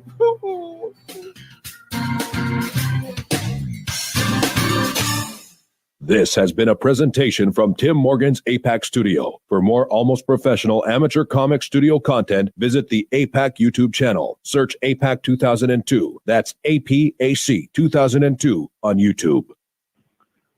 Paranation Magazine is a new paranormal magazine based out of Denver, Colorado. Our goal isn't just to give you the best paranormal content out there, but to promote paranormal unity. We're doing this by giving everyone an opportunity to tell their stories and to share their experiences. For more information, follow us on Facebook at Paranation Magazine and soon, paranationmag.com. For every earthling who's ever dreamed of adventures beyond the stars comes the astonishing story of one who made it, Alex Rogan. You have been recruited by the Star League to defend the frontier against Sur and the Kodan Armada. Of all the life forms in all the galaxies, one has been chosen to be the last starfighter.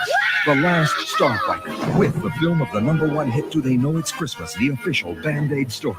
In the West End and across London now, rated PG. I've Never Met a Dead Person I Didn't Like is the extraordinary travels of a young, alone, and broke psychic in the highly anticipated new book from internationally renowned psychic, medium, medical intuitive, and best-selling author Sherry Dillard. Critics have described I've Never Met a Dead Person I Didn't Like as an engrossing memoir, an empowering story of how a broken girl came to accept her psychic gift. A refreshing and fun read, I've Never Met a Dead Person I Didn't Like is available through Amazon, Kindle, Barnes & Noble, and wherever books are sold.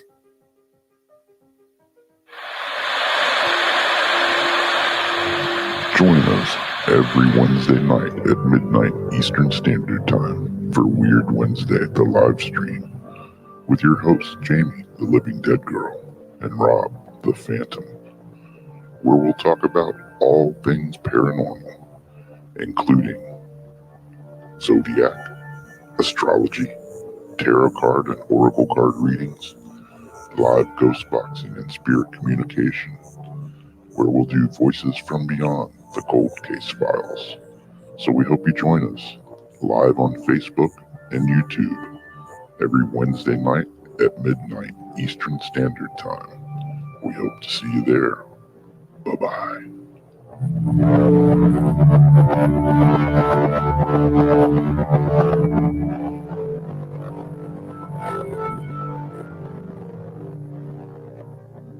The answer to the ultimate question of life, the universe, and everything is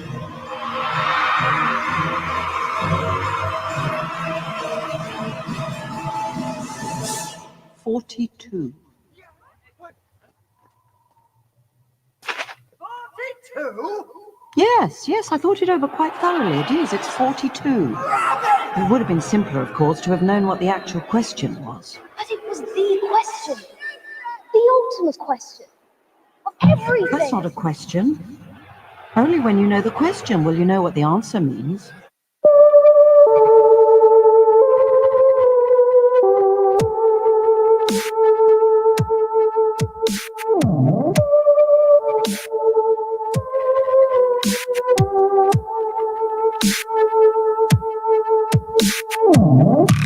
Tonight on Paranormal Soup, our guest is Robert Kopecky. He's the author of How to Get to Heaven Without Really Dying. His first book is How to Survive Life and Death. We're talking about this, you reading his book, he really, yes, it's about the afterlife, about what he witnessed during his 3 near-death experiences, but his whole book is about how we live in this moment. How do we take that unconditional love, that feeling he had on the other side and live it right now? Do we have to wait to heaven to get to that? I love that concept and idea. I've definitely thought hard lately, like I was saying, about how I live my life if I'm in the present. I'm a worrywart, so my brain's constantly going all over the place, worrying about different things when I should be right here in the moment. Only time I ever feel like that is doing this show. Maybe that's why I love doing this, and it really missed you guys not having a show last Sunday. I'm glad to be back. We do have the phone lines open tonight. There's only 2 of them because we got Robert on the other, so you can call in at 219-230-4444, or you can call in at Skype ID OOJBland00. That's OOJBLANDOO. If you call in, you'll hear us talking. Just wait till we call on you because we got a lot to get here too with Robert. Especially we're going to talk about his final near-death experience, and that's really interesting. I've been reading his book, so I can't wait to get to that. So just hang in there. We'll get to you, especially if you've had a near-death experience. Please call in. I'd love to hear your experience and get Robert's take on it. But let's go ahead and get back to our guest.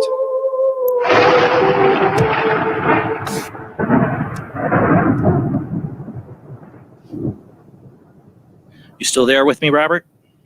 I am. I'm still here. And when you've had 3 near-death experiences, it's good to be anywhere. Right? We're talking about your third, and what I said, which should be hopefully your final near-death experience, right? Yeah, I hope so. I hope so too. I really do.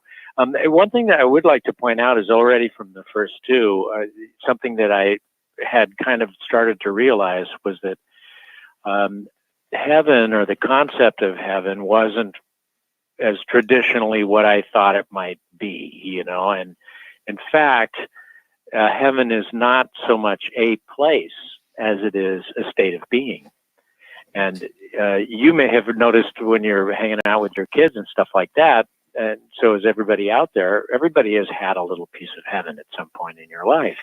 You've had this experience of this kind of transcendent connectedness, this pure love, and maybe there's sort of a radiance or an illumination with it, you know, the sense of sort of fulfilled karma that everybody has when they experience a little piece of heaven. And so the second book, How to Get to Heaven Without Really Dying, is exactly about that. It's about how to find what that state of being is and expand on it so that you can experience more of that here and now. Well, it makes sense. I can think, like I mentioned, moment my youngest child was born, that moment, that literally that baby smiled at me the moment they pulled him out of my wife and brought him to my wife. That baby looked at me and smiled. And you can think of certain moments in your life. If I'm going to have a life review, I can't wait to review those moments. Right. Yeah. Well, and that has to do with my third one too. So I'll just get into that. Like I was telling you about, I started to snowbird back and forth between New York and Arizona. And after a couple of years of doing that, I met somebody, and I decided to try getting married again. I thought maybe that could solve my problems in life. If I kind of You're not the only person who's had that thought. Right. Yeah. I thought that would fix it. Right. Of course, every place I went, I took myself, and that was where the problems was with myself. But at this point, I had gone back to Arizona after spending half a year or so in New York City, and I'd just gotten back into town, into this small college town in Arizona, and I think I looked pretty New Yorky. I didn't quite fit in. It was a Super Bowl Sunday. And I went to watch the Super Bowl with some friends of mine, and my fiance at the time stayed at home and was baking. And after the game, I went out to a plaza where there was a lot of people, sort of celebrating and stuff. Lots of bars around. A lot of drinking. Yep. And I was not. I had not been drinking that much, but a lot of people around me had. And when I went, this also will tell you when this was, because this was in the late 90s. I was calling on a payphone. I don't think I had a cell phone at that point. And so I'm on the payphone in this public plaza, and a big skinhead kid, I don't know what else exactly to call him. He was a big skinhead. He came up to me, and I think because of the way I was dressed and had my hair or whatever, he started to harass me while I was on the phone with my fiance. And then he reached in and hung up the phone on me. And he was getting kind of aggressive and stuff, and I turned and I calmed him down and sort of sent him on his way, and I got back on the telephone, back to my fiance, and just within a minute or two, he was back, only he was much more aggressive. And he started to really kind of accost me. And, I mentioned that I'd had some martial arts training. So at that point, I did something that I have regretted for the rest of my life. This was absolutely the wrong thing to do. I planted my back foot, and I punched him square on the chin and knocked him backwards, basically kind of out cold.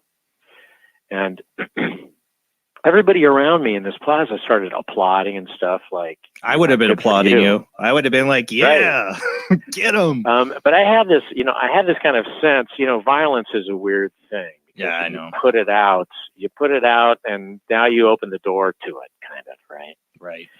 And that's what happened, because I left. I made good my escape, kind of. I was heading back home on a bicycle, in fact, and I didn't realize that there was a van full of these skinhead guys that had witnessed me punch their friend out. And so they drove up alongside of me while I was pedaling my bike home, and hit me in the back of the head with something like a crowbar or a tire iron. Knocked me off of my bike. I went headfirst into the curb, just flew down and went headfirst into the curb. Oh. And was gone, basically. It wasn't for a couple of years that I read the police reports and discovered that these guys got in and out of their van and stomped and kicked on me for the worst part of an hour. For an hour? The worst part, yeah, almost. Wow. The worst part of it was that the police had watched it. But it turned out that some of these guys were military from a local base. And I think that the police identified with them, that they may have even known some of these guys. I don't know. Wow, but that's bad. They were all on one side and I was on the other. And I was on the other side, by the way. That was my third near-death experience. It wasn't like the first two. It wasn't as sort of transcendent as the out-of-body experience that I had. And it wasn't as celestial as being in the cloud and having the second to life review, I think. I still had that sense of being liberated and of being enfolded in love, of this everything being fine. But I also had this kind of awareness of there being something violent going on, almost like it was happening in the other room or something. And I wasn't at a light place. I wasn't in a park or a cloud or anything. It was more like a womb-like kind of thing, maybe appropriately. Yeah, I remember you mentioning that in Sort the of- book. I found that very interesting, how this one differed. Yeah. Yeah, it was almost sort of subterranean or something, still very warm, and I felt just, completely a part of, just unified with everything. Again, maybe a little bit more of a sense of my own personage, kind of, because I wanted to stay, and there was a group of spirits, I'll say, around me, a group of personages around me. Again, I don't have like real distinct memories of what Right. they looked like. Only that they were all cool and it was good, and I wanted to stay. And they were telling me that I had not done things right, that I needed to go back. And this was not the means by which I was going to move on, that I had to basically turn around and head back into it to be able to come back again. So they sort of picked me up. This is the way I remember it. I remember kind of being picked up by a whole bunch of hands and pushed through a kind of a membrane. It's just sort of like popping through. And I opened my eyes and I was flat on my back on the street in this Arizona town with an emergency medical worker over me who said, "He's back." Oh, man. See, you know how you popped out of your body in the first experience and even maybe in the second? This one, it feels like you went into your body, like you hid inside your body while you're being pummeled. Yeah, kind of. Yeah, it was, When you it talk was about the really womb experience, Yeah, and popping out, popping through back into life. It was really kind of a rebirth sort of experience when I think back on it. It didn't occur to me at the time, but thinking back on it, it kind of seems like it. And that one did have more of an effect on me finally. Third time's the charm, right? Yeah, right. And I was in pretty bad shape. I bet. I needed to be repaired surgically and stuff.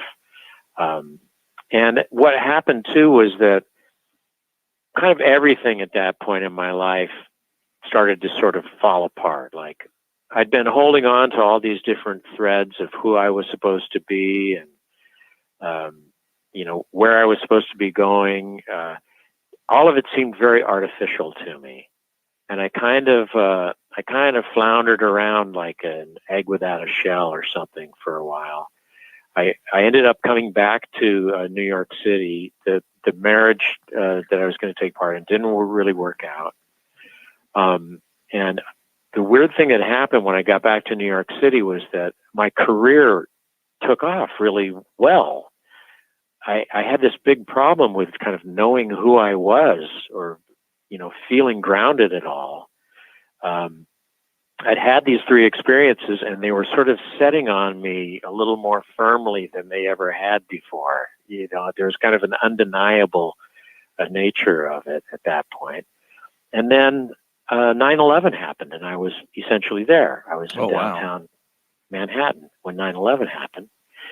And I had this experience at 9/11 the day of, a little bit later in the day, walking back down to my home. I live downtown, and I'm walking through the clouds of stuff with people going past me, covered with, all kinds of dust and stuff.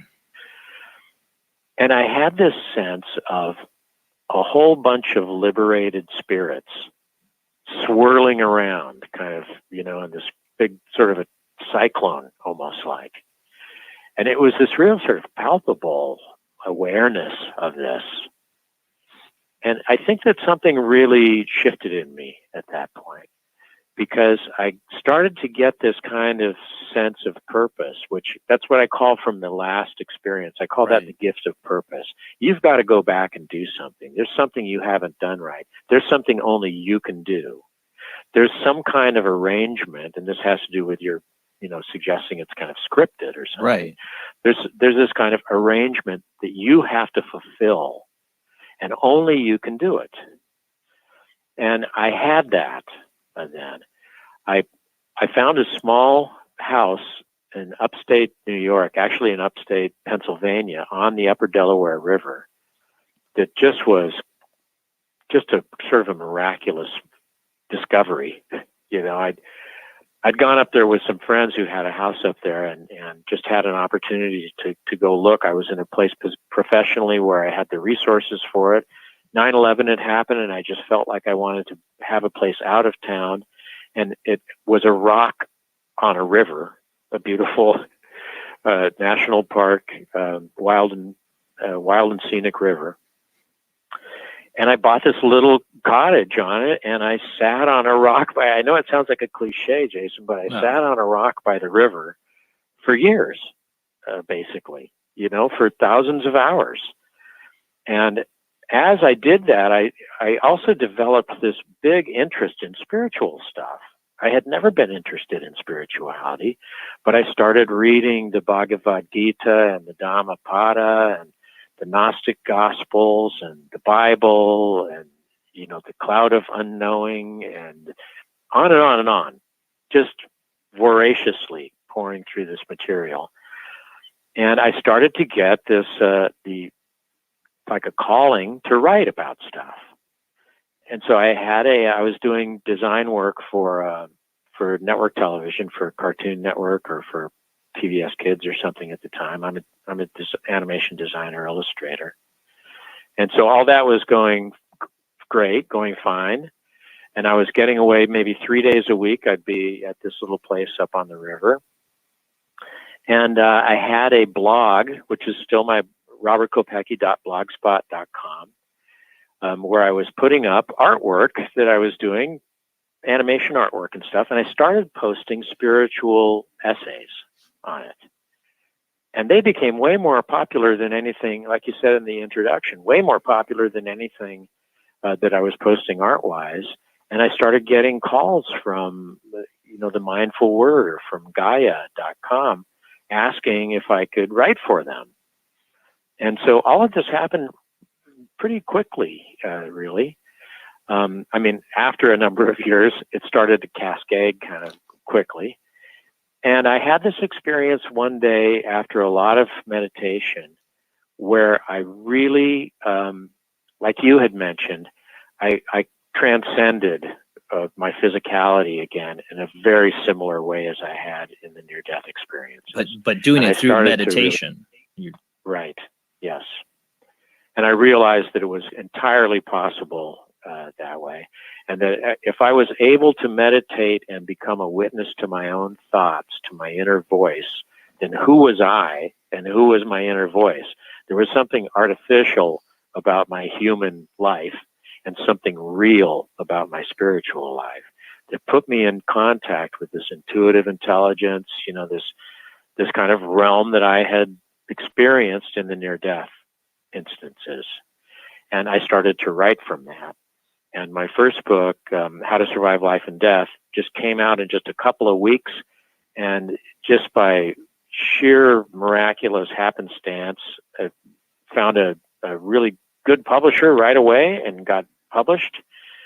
That book is really an ameliorative for people who have issues with death and dying. That's what that book is really about. That's what I was compelled to write about then.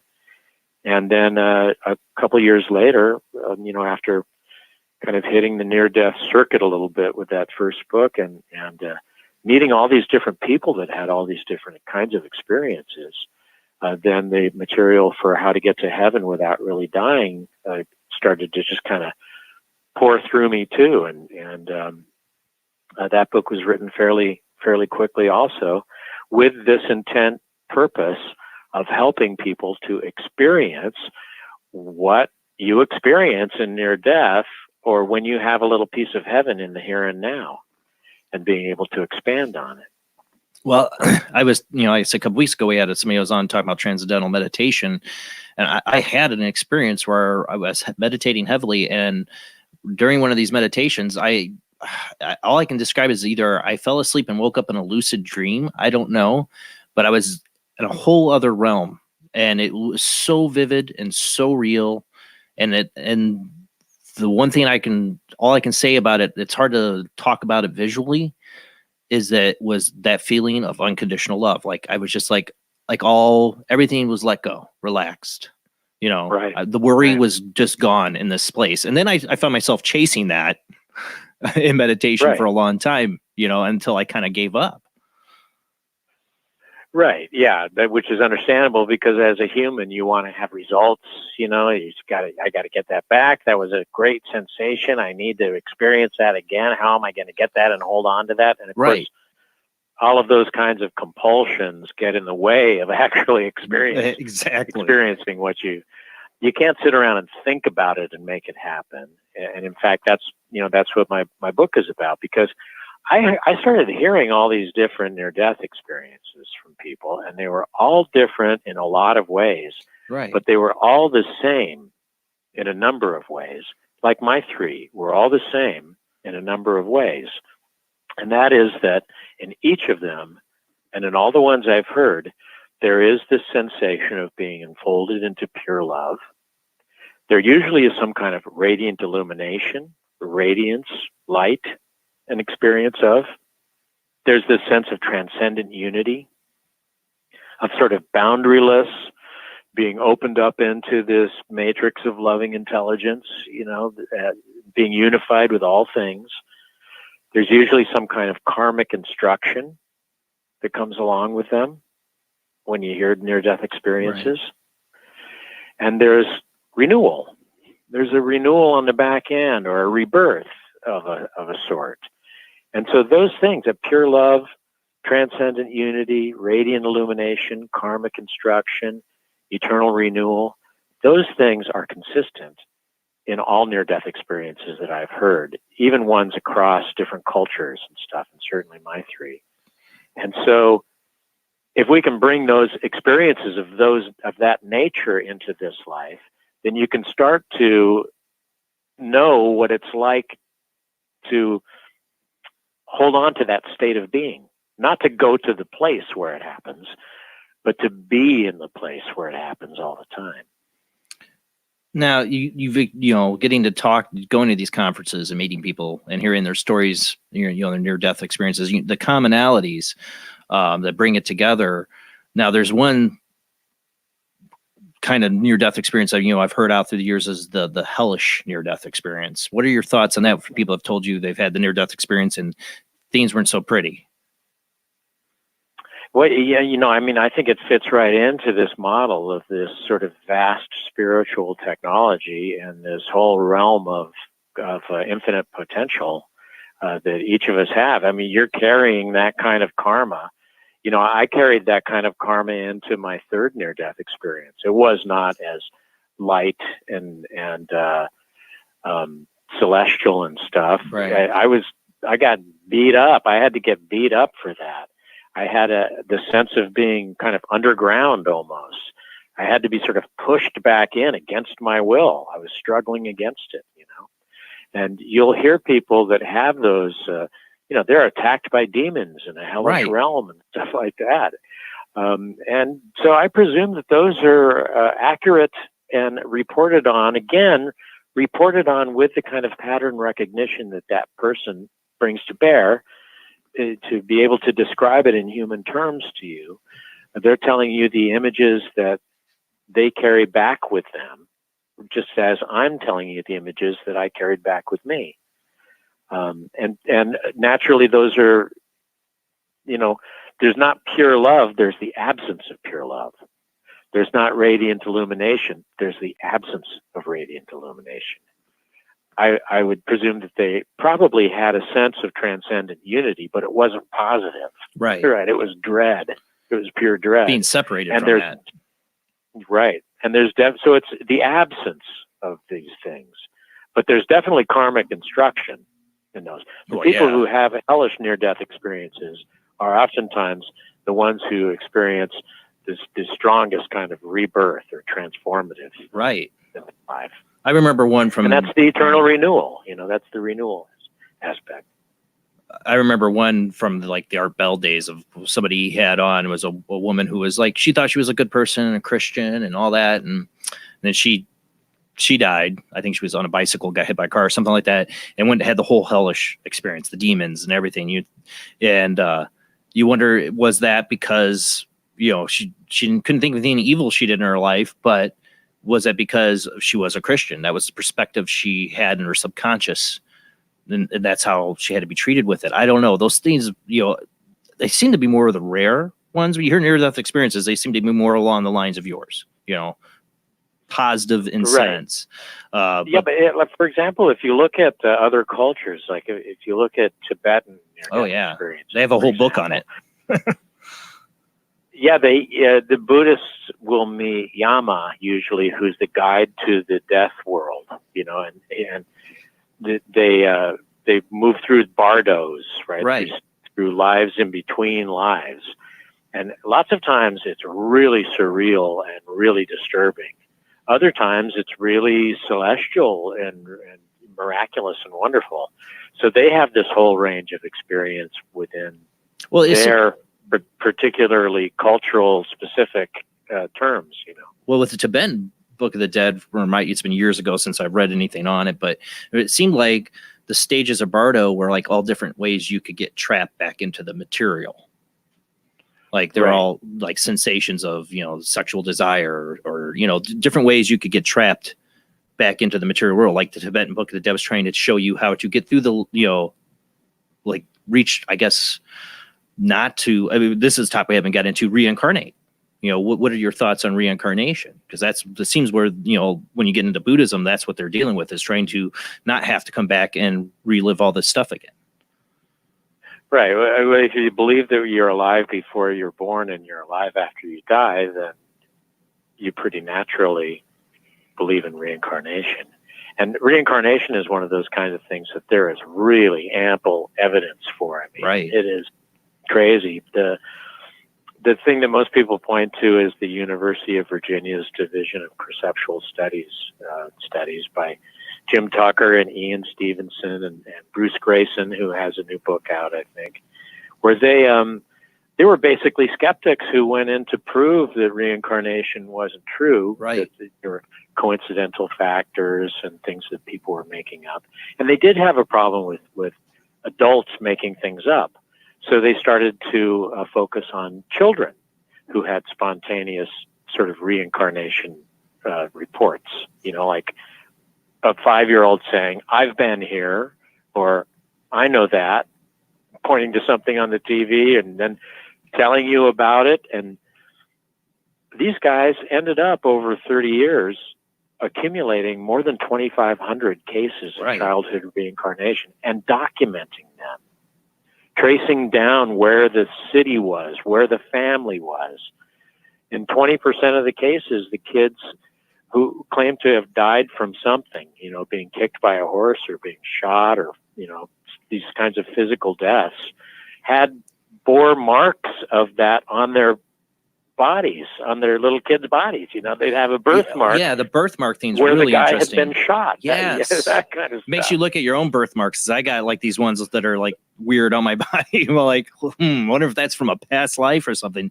Really makes you think. You talked about there was a show, Ghost, was it Ghost Inside My Child or something like that, or Ghost Child or something like that. It was like a show about reincarnation children. And one of the famous ones, they had the kid grown up now on Ancient Aliens, even was the kid who, he knew his name, like he knew his first name, and he knew he was like James III, and he named the ship he served on in the World War II, and describes the plane crash. You say "little man down" or whatever. And what I found they had him on Ancient Aliens talking about this, about his experience, and he says he can remember a lot of it's faded now, but he still remembers the death dreams he used to have, and he remembers the plane going down, going into the water, and then everything going black. And he says, and that's just it. It's all black. I'm like, well, that is a scary, past life or memory of a death experience. But obviously he moved on. When you've talked to people who've had near-death experiences, is there any of those like that? Like, well, I died and it was just nothing. It was blackness. Oh yeah. I've heard that. I've heard those stories too. There's just an empty void, just a nothingness.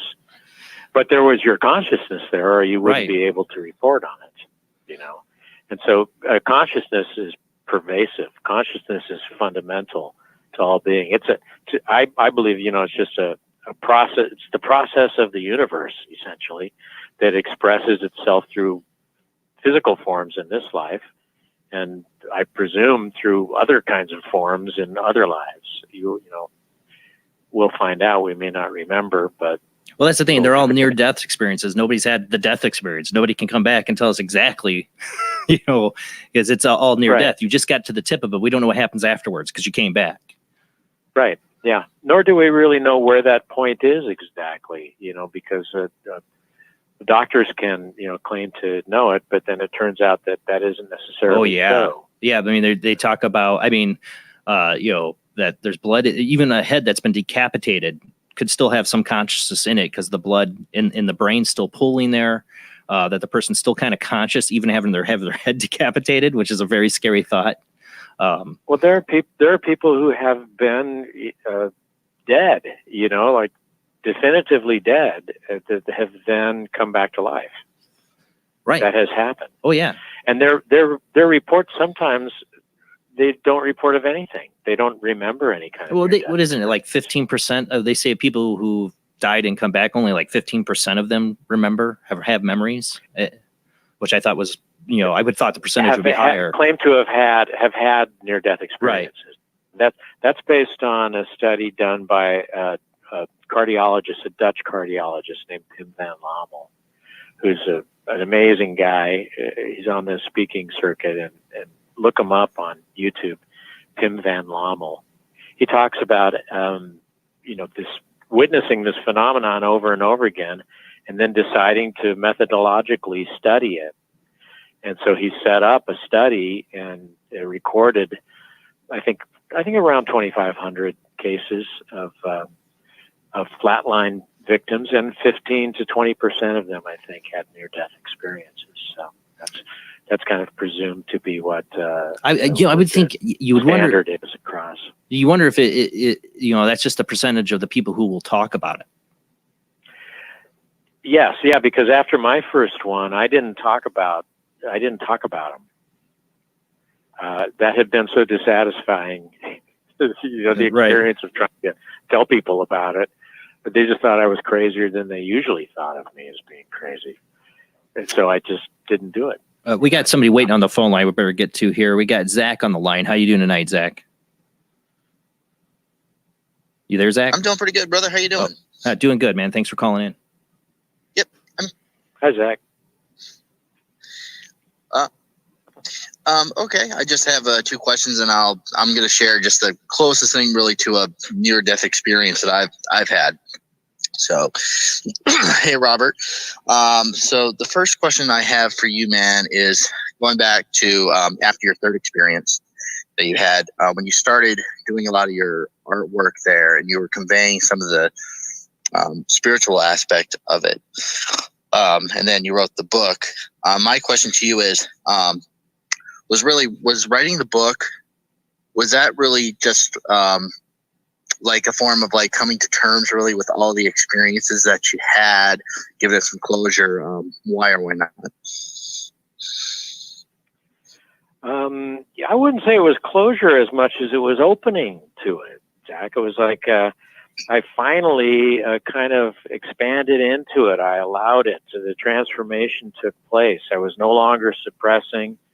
The hours of meditation had entered me into this sort of vast realm of potential, and I realized what those experiences all meant to me, and was compelled through a lot of study and stuff and service to pass it on, to start to write about it. So it hasn't been about closure in as much as it's been about, trying to open up more and more to it all the time. Okay, cool, man. My second question, no, it definitely does make sense. Really, my second question I have goes back to your third experience. Did this occur in Tempe, Tucson, or Flagstaff? In Tempe. Mill Avenue? Off of Mill, yeah, nearby. Yeah, I had to ask that because I'm an ASU grad myself. I live out in Arizona, and there's been numerous times I've been on Mill Avenue, and I've almost gotten into a couple of fights. Nothing I started. But, sure? You sure about that, Zach? I can definitely. Yeah. Not intentionally. If I did start them. Anyway. Right. Well, I mean, I didn't intend for that to happen either. That's for sure. Right. Sure. Oh, you just went out there to pick a fight with a skinhead. Right. Yeah. No. And by the way, the lesson learned with that is you can't expect anything but violence to return from violence. If that's what you use, you're going to get it back. It's just the universe is always reflecting to you what you're bringing to it. Yeah. Was that it, Zach? You have any other questions? No questions, but I'll share a short near-death experience that I guess you could say it would be near-death experience that I had a couple years ago. This was about 3 or 4 years ago. I was in my backyard, and I was just outside at night smoking a cigar when all of a sudden I felt like something had come up from behind me and punched my upper back. And then I felt something grab my throat, and I started choking. And this is when I had the cigar still in my mouth. And finally, I was able to spit out the cigar, but I was still choking. I was still gasping for air. When I was going into the kitchen, I started standing over the sink, and I'm still gasping for air. And I'm starting to lose consciousness. And then I finally hear my mother come running in. She sounds frantic. She says, "Breathe in through your nose, out through your mouth." And I started doing that slowly to where I started coming back into consciousness. And my mother, very much like my habit at all, is smoking cigars. She said, "This is why you don't smoke cigars." Right. And I'm trying to tell her, "No, Mom, I was attacked by something." So anyway, I mean, I'm still smoking cigars to this day. It really hasn't made me change my mind on the whole concept, but that's really the closest thing I've had to a near-death experience. You think something attacked you, though, Zach? Like something ghostly or something? Yes. Well, really? Wow. Probably telling you not to smoke cigars. Yeah, guardian angel. It didn't work, so I'm still smoking cigars. Smoking a cigar, yeah. Yeah. Rather want to do the carriers. Well, thank you, Zach, for calling in, bud. Did you have your cigar shop? All right, brother. Thank you so much, Robert, for answering my questions. Hold on, Zach. Jamie's got a question. What'd you say, Jamie?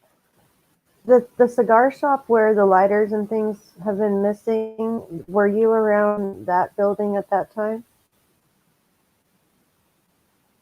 No, I wasn't there at the time. This had occurred before I opened up the shop.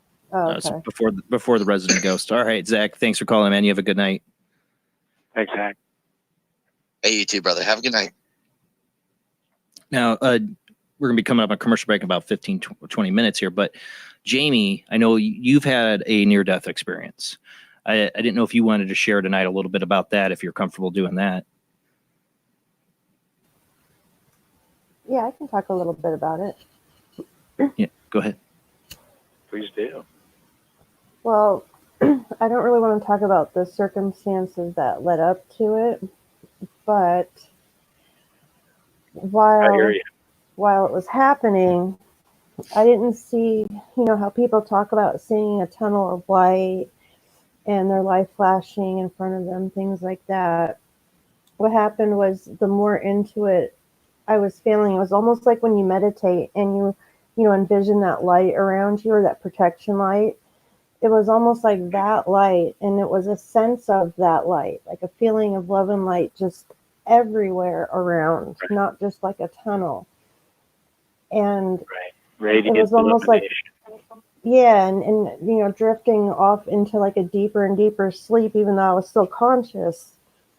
It was like I was going into a deeper and deeper sleep, and it wasn't my life flashing in front of me, but images of my life, things that had happened. I kept seeing like my mom picture, like images of like my mom's face, things like that. And it would kind of it played like a movie almost. And all of a sudden I kind of just stopped fighting, and it felt like it was okay everything was okay, and just go with it. And my luck, the person that was attacking me, they were so intoxicated. They had thought they finished the job, rolled over and passed out. And I had enough time to start coming back to, or I'd start feeling the feeling tingling back in my legs and my body again. And, then I was like, oh, wow, was able to get away. But, that was the way I experienced it. Amazing. Yeah. What makes me wonder, like Jamie talks about her, seeing the face of her mom and the way, it wasn't like a life review or anything, but seeing images. There was a Christopher Walken movie, Brainstorm, where they in the movie concept, they could record a person having death and then somebody else could experience it. And in that, when he experiences death, whatever, he sees like these little bubbles of memories floating by him, and he can see it and interact with them. And it kind of reminds me of like what you were talking about with, seeing the cloud and seeing like these instances in your life. It just gets me is that it's kind of a scary thought, but that all these things are recorded. It's some point we might have some kind of life review where we can review all these things, and it'd be great to review the good times, the good reel, but I'm scared to review all the things that I regret in life. Can I say I feel that's what I feel like is going on in my life as I'm living like my spiritual path that I'm on, and the karmic things that happen, and when I'm always talking about this stuff, and situations with people that are testing certain things, like I really think those two things go hand in hand, and I feel like I've got another purpose for what I'm doing here. And I think when he was talking about kind of those things going together, it made a lot of sense to me for like what I go through. Well, your yeah, third, that's say your third yeah, and yeah, final one. I was just going to say. Yeah. I was just going to say that's what I got from that third one. That was also, the violent one, was that gift of what I call the gift of purpose, where you on the backside of something like that, you have a different kind of chance to discover and express your authentic self than you had before that. Because it really kind of reboots you in a way. An experience like that, you're reborn in a way that kind of nothing else can do for you that way. So that you have this chance to express your authentic self, to complete your package of karma. Kind of, you have a better sense of your forming your own karma, and of having something that is sort of like a sacred mission that only you are uniquely positioned to complete. Exactly. If you know what I mean. Exactly. It doesn't matter how grand or simple. It's not necessarily, I used to think I was going to be a movie star or something when I was walking around the street, But it's not that at all. It can be very simple. It can be just showing up for somebody or showing up for your life in a specific way with the kind of presence that's necessary for you to complete things, to be whole. And if only you are uniquely positioned in all of time, in the entire universe, to complete that picture, so to speak. And a lot of it has to do with removing the obstacles to love in your life, right?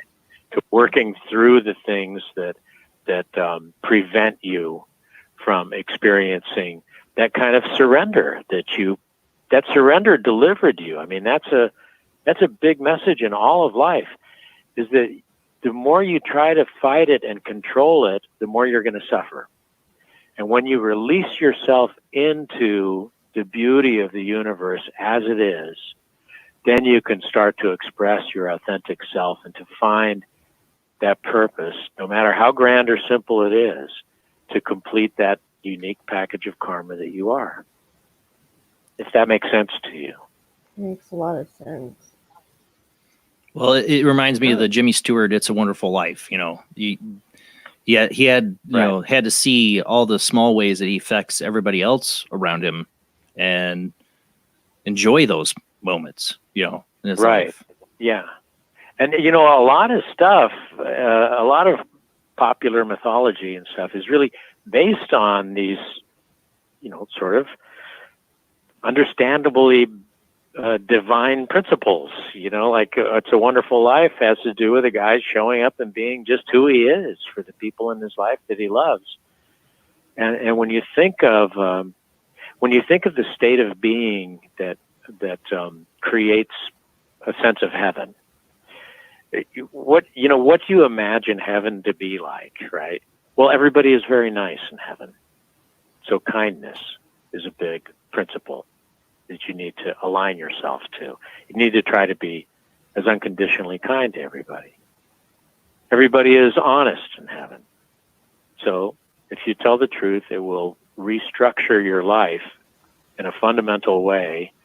You'll never have to worry about, covering for yourself anymore. You can just be who you are. Everybody in heaven is humble. Right? Nobody's got a big attitude. Everybody is authentically equal and teachable. And no ego getting in the way. Exactly, right. You're free from the constraints and limitations of ego.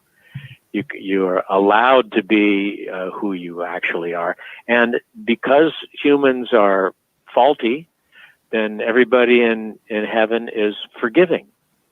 And you come to realize that by forgiving yourself and others, you liberate yourself from having to carry extra baggage around. You just don't have to anymore.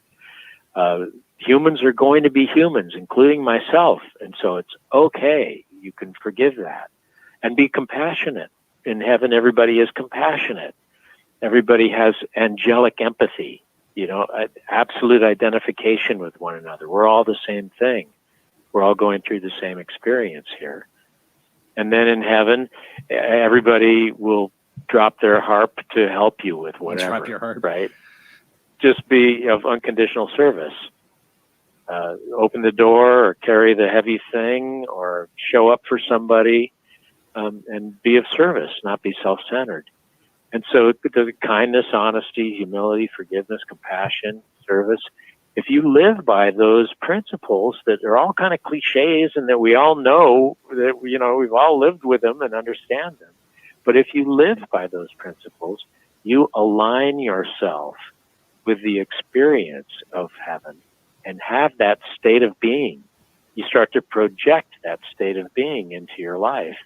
And other people join that bubble, kind of. In a sense, you're creating your own. You're creating heaven. Right, and you project it, and then it starts bouncing back to you. Other people attach to it. Well, positive energy draws positive energy towards it, and if you give out negative, you're going to get negative back. Just like you punching a guy in the reflecting. Face. It's always reflecting you. Well, yeah. You have to wonder on the other side. And it may. Go ahead. Sorry. It may work in a very profoundly technological, spiritually technological way, where you're talking about these moments of time that are just like little windows. Or I've heard people that had near-death experiences where they experience this like grid of bubbles that have life experiences in each bubble, like hundreds of them, thousands of them, and they see them all simultaneously, stuff like that. It's really amazing. I like to boil it down to these kind of simple things where it's like the principles that can align you to it. But what's really going on here is mind-boggling. It is just beyond us, literally. Well, you throw in the concepts of reincarnation, that we've lived other lives where, I can't accept that we only have the one life. Is if there's karmic actions we have to fulfill, well, why would I have to fulfill anything karmic if I'm a new soul? If I never lived a life before, it seems like we are constantly learning. We're constantly growing spiritually with each life. That there has to be other. It seems like one life would be such a waste. We wouldn't learn very much. Right. And why do you have the people in your life that you have, right, and the relationships that you have with them? And why are you good at some things or passionately interested in some things? Your purpose is all right there. It's right in front of you. It's showing itself to you. And when you get that voice of the ego and stuff all out of the way and surrender into life, this kind of radical surrender into life. There's a great Native American expression I love, which is when you get tired of rowing upstream, turn around. Right? And then it just starts showing it to you. It's like, oh, you may not like it all the time. You may have to show up for stuff that's difficult or distasteful. You have to go to the Department of Motor Vehicles, or you have to go to your job you might not like, because 85% of Americans don't usually. But if you show up with a certain kind of presence, you can transform your job, and it can turn into something that you really love. Or you can change your life and leave the job that you're not happy in. It's all possible then. It all becomes possible then. It's only when you are constrained by this sense of limitation that fear generally is what that's about. And when you let go of that, then the sky's the limit. And it doesn't mean, winning $500 million or starring in a movie or something. It might mean just being exactly who you are and showing up for your life that way. I had that kind of realization almost 5 years ago when I started doing this show, because I started doing this show because I wanted to be who I really am.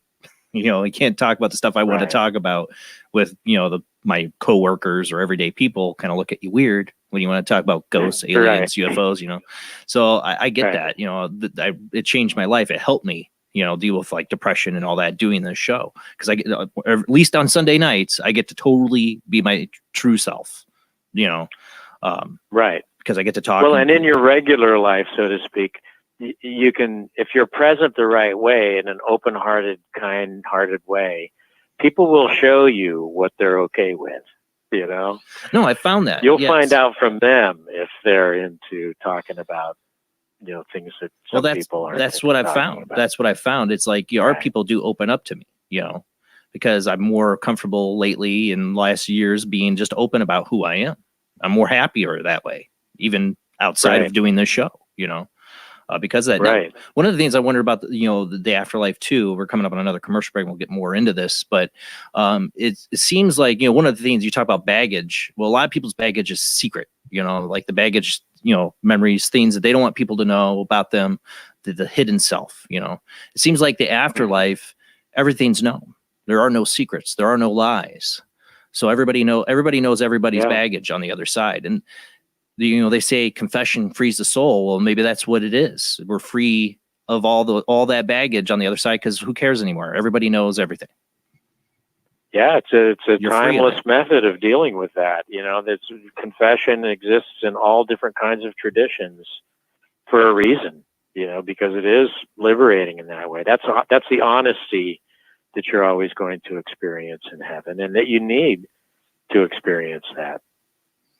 Well, I've realized that in life. There's things that, I won't confess to the public on my show, but things that I've, told my wife from my past in life that, to have somebody to tell, you don't hold that baggage in all by yourself is it's like a huge relief. You don't even realize until you've let it go and you've opened it up to somebody.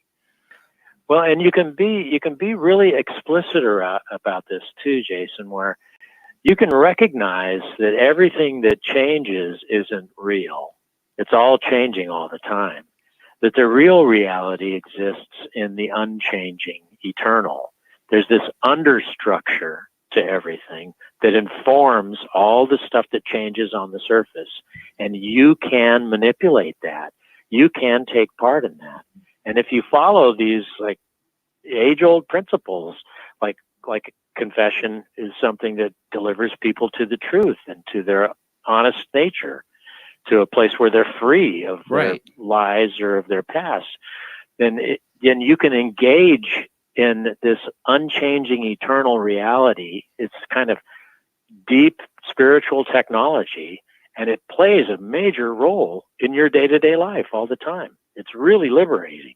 Yeah, and like I said, you don't realize how these things from your past weigh you down until you open up about it, until you look at it and share it with somebody. That's why I said I truly believe confession does help the soul. We got to go to our last commercial break. Phone lines are still open, 219-230-4444 or Skype ID OOJBland00. Call in, especially if you've had a near-death experience. Please share tonight. I'd love to hear your experience, but we will be back after this short commercial break.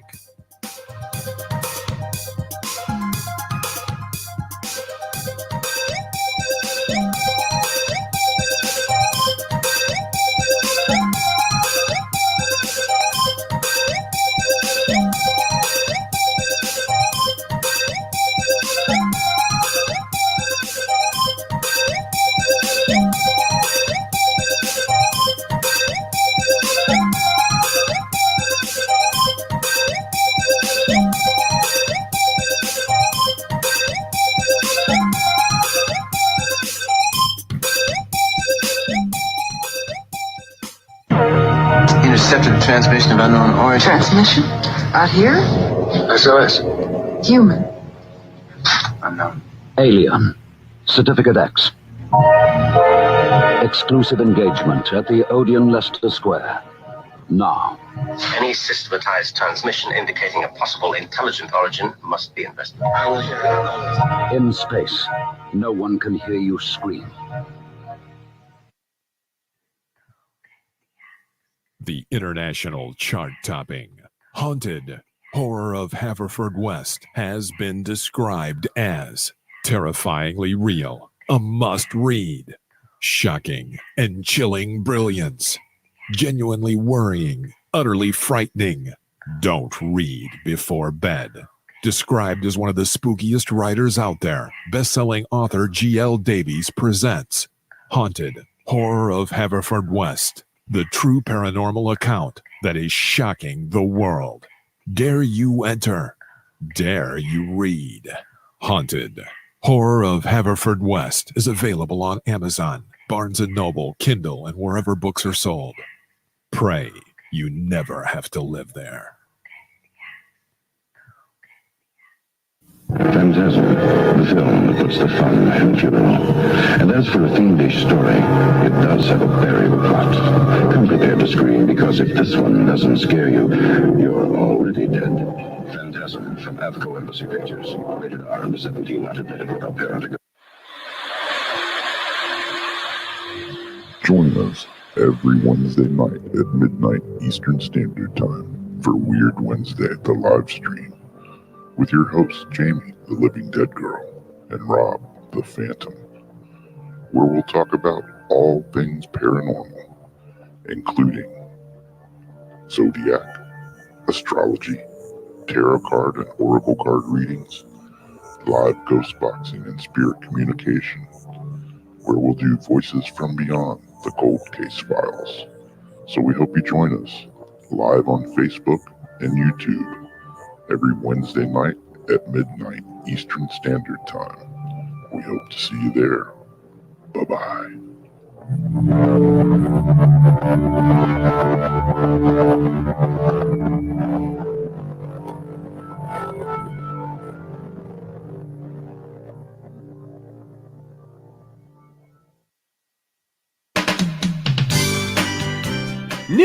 from mostly healthy foods. Orange Flare orange juice. Every glass has a ray of sunshine. Wow! It has a ray of sunshine in every glass? Father, can I have some? Sure, son.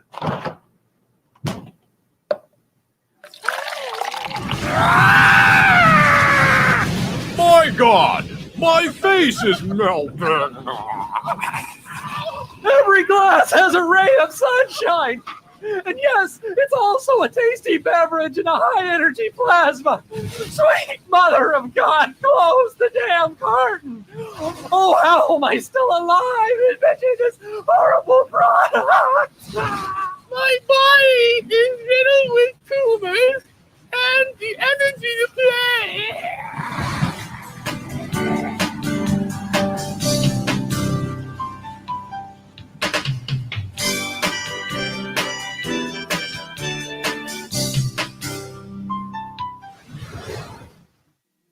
Do you wish for more paranormal and spiritual content? The Paranormal Chronicles magazine is a free digital magazine crammed with the very best in paranormal and spiritual articles and features. No sign-up, no subscription, just free reading and knowledge for you. Read today at www.paranormalchronicles.com/magazine.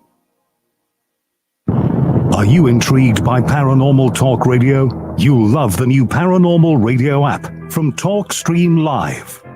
You'll find a great selection of talk shows covering UFOs, ghosts, strange phenomena, and much more. Download the Paranormal Radio app now and start listening to the very best in paranormal talk entertainment, including the network you're listening to right now. The Paranormal Radio app, free in Google Play and the iOS App Store.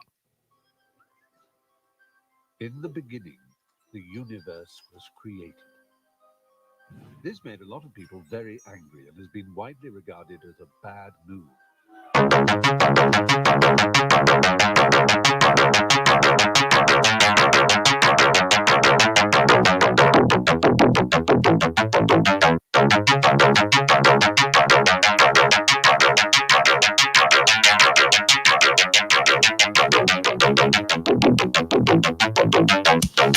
Tonight on Paranormal Soup, we've been talking to Robert Kopecky. He's author of How to Get to Heaven Without Really Dying.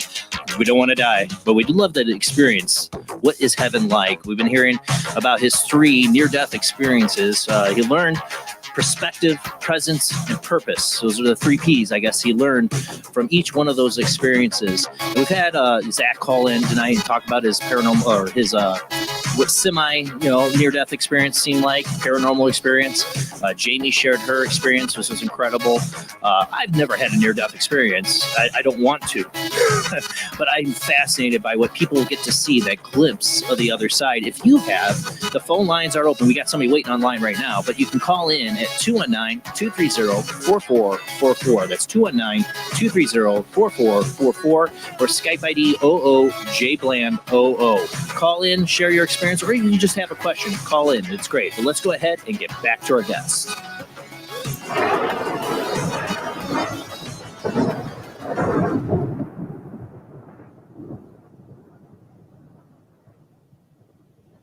Thanks for hanging in there, Robert. We do have somebody else waiting on the line if you're all right taking another phone call. Very good. No problem. Yeah, I'd love to. All right. We got Mike on the line. How you doing tonight, Mike? Hello. Great. Thank you for your show. I was going to say I have a degree in psychology, and I have about 6 years of ghost box and ghost going into cemeteries and collecting data. I guess I was interested in it because of psychology, But, I appreciate your guest. And I would just like to say that, we're really never going to know until our body dies in our sleep or or whatever. Hopefully it will, that we're not in an accident. But, when the energy that we are, okay, if you believe that you are energy, transforms itself into something else, we just are not going to know. I mean, I understand we have a pineal gland. I understand, we can meditate. I understand a lot of things, but I will tell you, and I've been thinking about, not frustrated, but just thinking about it forever. And I think that's part of my purpose here in this life. But it's just, we're just not going to know. I mean, I think we're in a cycle, like everything is in a cycle. You know, winter, summer, death, life, good, bad, blah, blah, blah. You know, I mean, it's just, so we're just, you know, our what is it? Our galaxy or something is moving through Aquarius or whatever right now. So it's just, we're just going with it. It's a river. I appreciate that comment you had before about the river. You know, why don't you just turn around and go the other way? That was awesome. But I guess I just wanted to share that. Do you have any thoughts on that, your guest? Well, yeah, I mean, that's kind of all I think about a lot of the time. It's really an awful lot of this. I have a late uncle who is a famous psychologist named James Hillman. He was one of the co-inventors of archetypal psychology. He was a director of the Jung Institute. Yeah. And he said, he has this great quote: "Without a dying to the world of the old order, there is no place for renewal, because it's illusory to hope that growth is but an additive process requiring neither sacrifice nor death. The soul favors the death experience to usher in change." And so I think that these death experiences are something that we experience in different ways our whole life.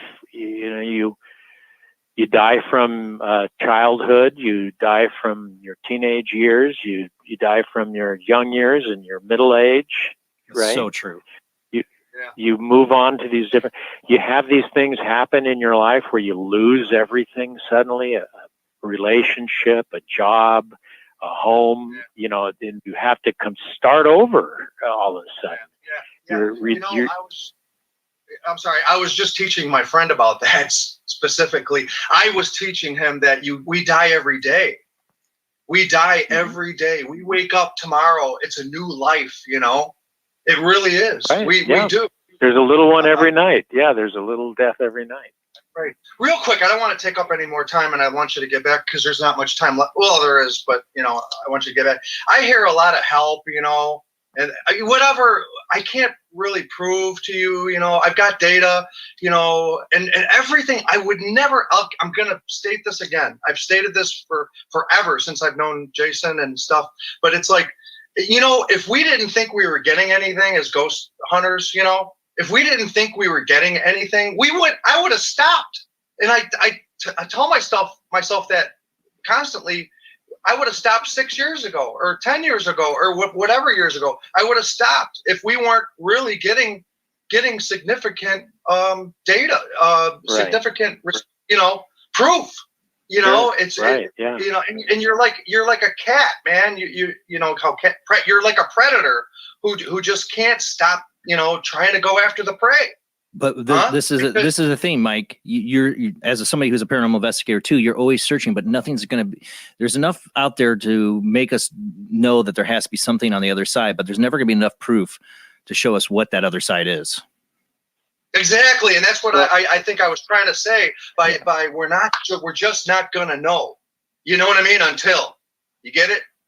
Until we're there. There is something. There's something that we can know, and that is consciousness, right? I mean, at the base of all the skepticism, at the base of all the hard materialist scientists, there is what they call the hard question, right? Which is, how does inanimate matter possess intelligence, come to life? How does it happen? Yeah. Right. And that mystery, the fact of that mystery opens up everything, opens up the whole world of potential that I experienced in quote unquote the afterlife, and that you as a ghost hunter are tapping into. Now, whether you are projecting your consciousness into the field, into a matrix of intelligence, and it is reflecting back to you a reality that's extra dimensional in nature, or whether you're opening a window into another world that runs parallel along to this one, We don't know how that spiritual technology works, but we do know the reality of consciousness as being alive and fundamental in everything. And we don't have an answer to that hard question. Yeah, I don't like talking about it with anybody. I just do this myself for, like personally. I got one best friend. He knows I do it, but he doesn't want to hear about it. Or a lot of people don't want to hear about like death or anything that has to do with it, But I don't know. I got a pattern of doing what I do.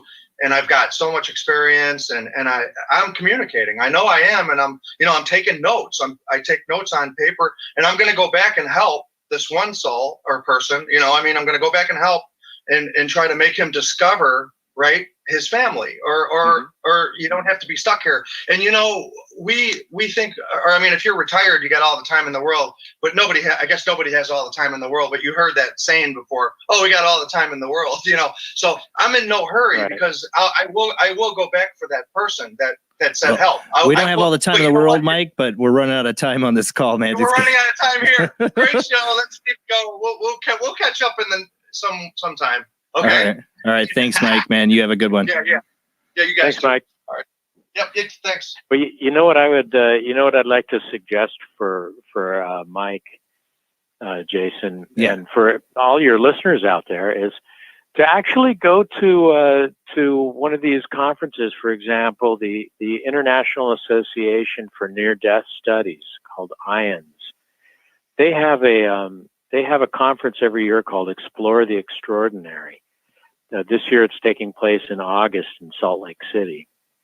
And you can go to their website, IANDS, IANDS. And if you go to one of these things and you listen to the speakers and meet near-death experiencers and people that are interested in it, and all the adjunct, all the stuff around it too, all the description of spiritual technology as a actual functioning aspect of our life, instead of as just some woo-woo thing that, some people like to talk about and other people don't. We're living it all the time. Right. We are deeply invested in this spiritual technology all the time. And you're around a whole bunch of people that are on the same page as you are when it comes to exploring these concepts.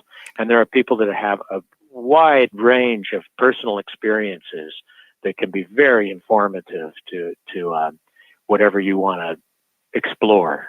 I would love to. I really recommend that. I would love to. I had never done it before. Before I got involved with all this stuff, this happened to me just by happenstance.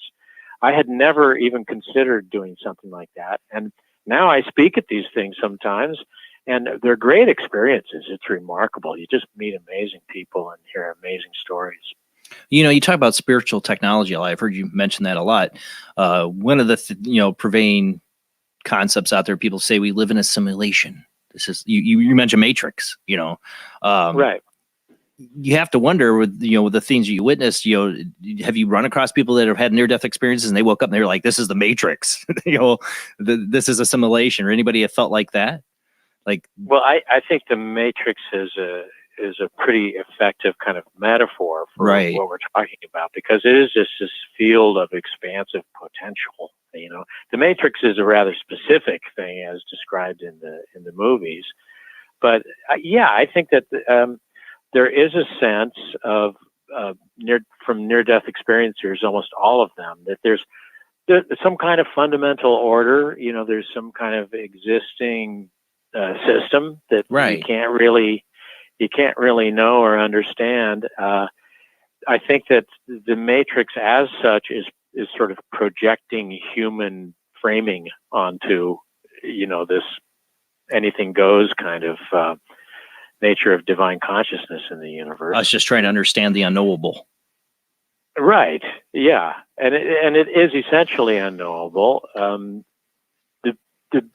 wit, the best way to learn about it is by going within.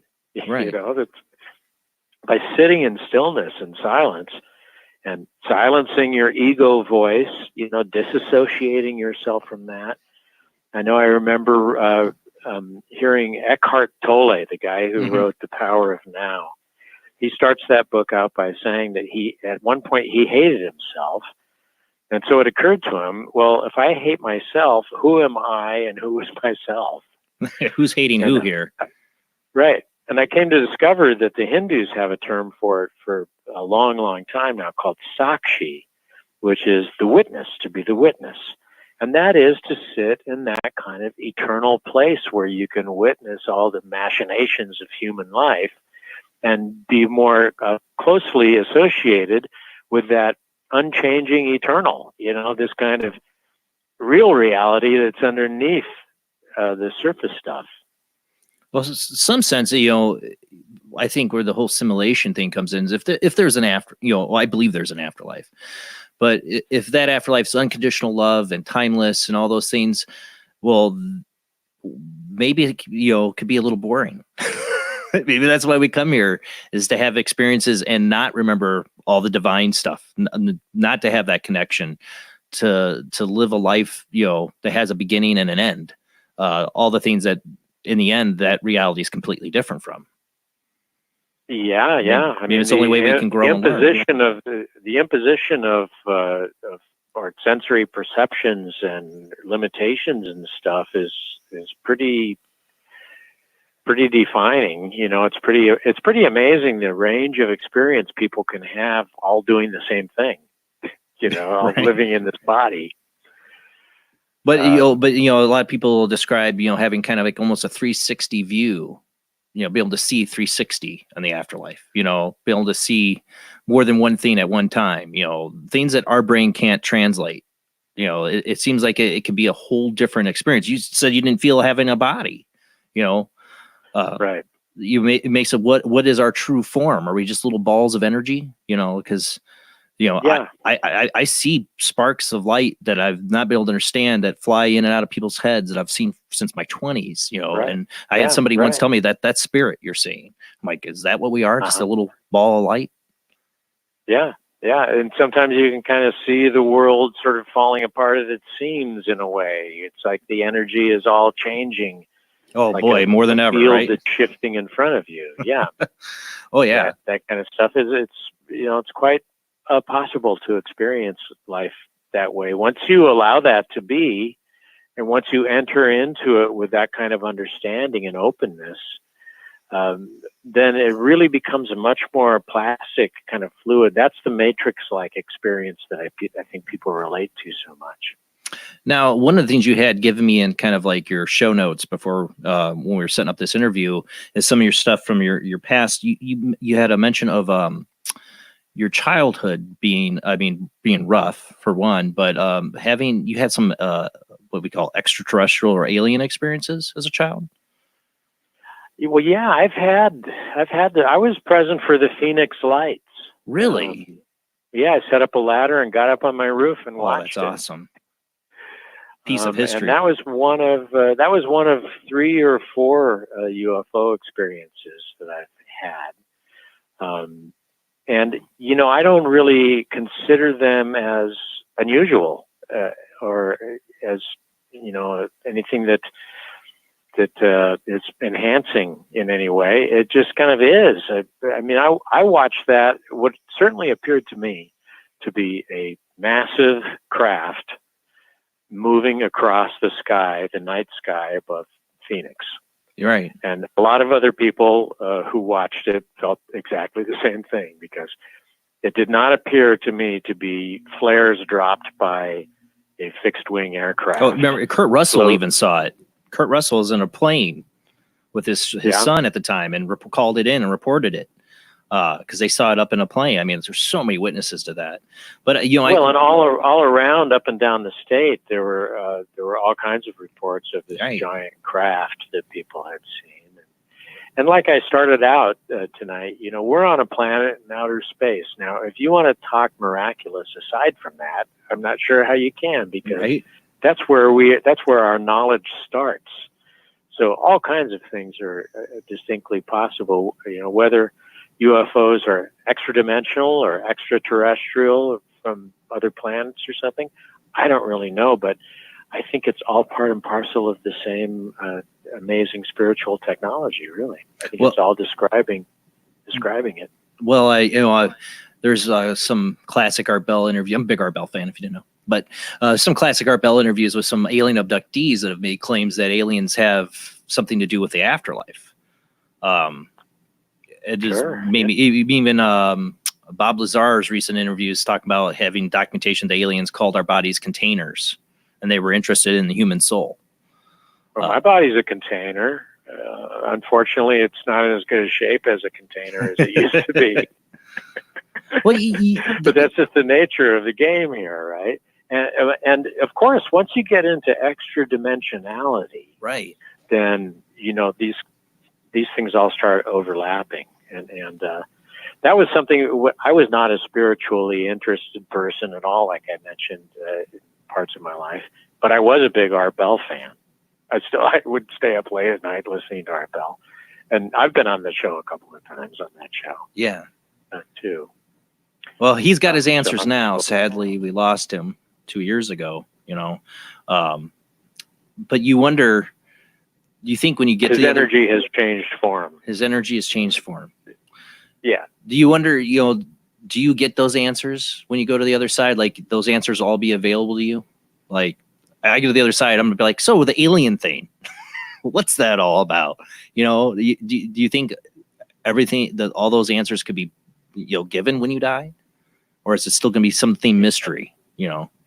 I think it still is kind of the point that I'm making about the difference in near-death experience is that it is reflecting to you what the nature of your karmic data is. What you're projecting into it is reflecting back, and there are infinite realities. And illusion is a part of all of them, just like this one. Man. It's not that illusion stops when we die here.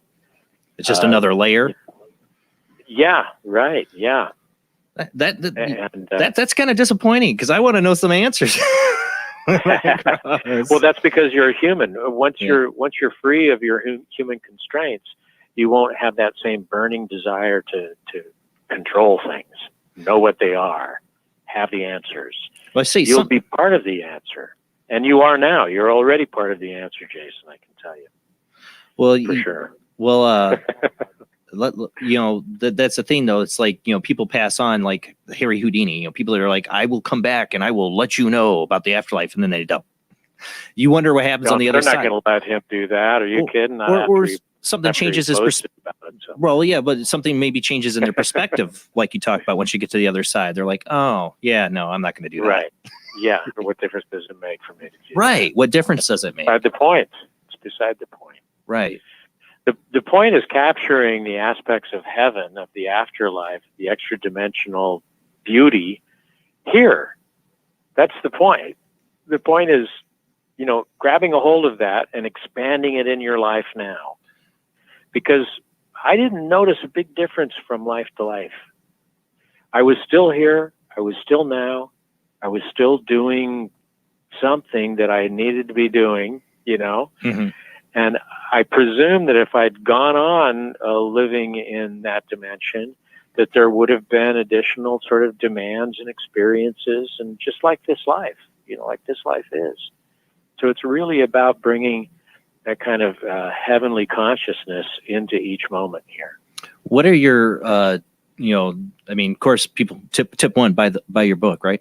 But what are some tips you can give to people to start kind of experiencing this feeling or this consciousness? Well, that's I gave the list of things that heaven are basically, right. Which is kindness and honesty, humility, forgiveness, compassion, and service. So if you just try living by those principles as best as you can, and you'll be stunned by what it'll do to your life. It'll completely transform your life to try to live that way the best you can. The other thing is something we both touched on, which is meditation. Right. And the fact that you really can engage this field of potential through stillness and through controlling the ego mind, or detaching from the ego mind.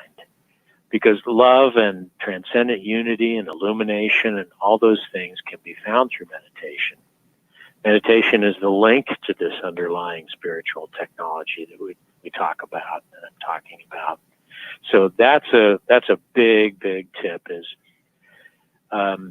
in my book I talk about what to think about when you're not supposed to be thinking, right? That kind of stuff. It's like, how do you really go about it? And there are different ways to go about it, but it's very, very rewarding. Even if you only do it for a period of your life, it can be life changing. Well, when I was in my early 20s, like I said, I did a lot of meditation, and I had that experience that kind of, in a way, was enlightening, and then ruined it because I was like chasing it. I'm getting back into it now. I recently started to get more back into it. You have that as part of your nature, Jason. I mean, you're a more conscious person than somebody who has never meditated. True. That just it just is. It has that effect. It's a real thing. It's like exercising. You're going to be more physically fit if you exercise. You're going to be more spiritually fit if you meditate. Well, what boggles my mind is I don't think people need to have a near-death experience. Just life in itself is why I don't understand why more people don't ask the big questions. Look inside about their own experiences and ask, what is life, and is there an afterlife? What is afterlife? So many people just run from that question or don't even want to look at it. Just so something's boggled my mind because I've always had this question even since I was a little kid. Yeah, and specifically, it's about getting the structures out of the way, the explanations out of the way, the sort of the rules and the insistent dogma and stuff. Yeah. It's about getting to a level of sort of absolute humility where you're just completely open-hearted and willing to be open to anything. And then you start to experience the real answers, I think. When you get out of your own way, when you get that ego and that dogma and stuff out of the way. Yeah, you can be your own worst enemy for sure. Sometimes with your own ego. Right. I know I've done it to myself before, and I'm more conscious of it now. I think I'm more conscious of a lot of things. My biggest thing I'm working on is trying to get over being a worrywart. Trying to stop that monkey mind from telling me all the things I need to be looking out for and worried about. And that's why I've gotten back into meditation. And like I said, I want to experience the moments I have with my children, especially because they're growing up so damn fast. And I want to just lock onto those moments and just truly be present in them. You're kind of doing that when you call it the monkey mind because you're objectifying it, right? You're witnessing it. You witness that constant harping. It's the serial complaints and agitations and worries and stuff. If you divorce yourself from it, if you detach with loving compassion from that voice in your own head, then you can become a witness to it, a calm, present witness to it. Well, yeah, somebody that aspect of yourself is great for dealing with kids too. Oh, right. They're always right there. We have somebody calling in here just last minute. You only have a few minutes. Who do we got on the line? Hi, Jason. This is Azariana. I'm sorry I'm calling so late. It's all right. Some of my personal experience. When I was 4 years old, I had a near-death experience, and I was shown various things, and I've tried to live my life, and I've always been accompanied by spirit guides and past lives and things like that. I never went to a traditional heaven or anything like that since I was a child, and I couldn't possibly understand it. But as an adult, I've learned quite a lot. My question, if he can answer it in a very short time, what lessons did he learn from these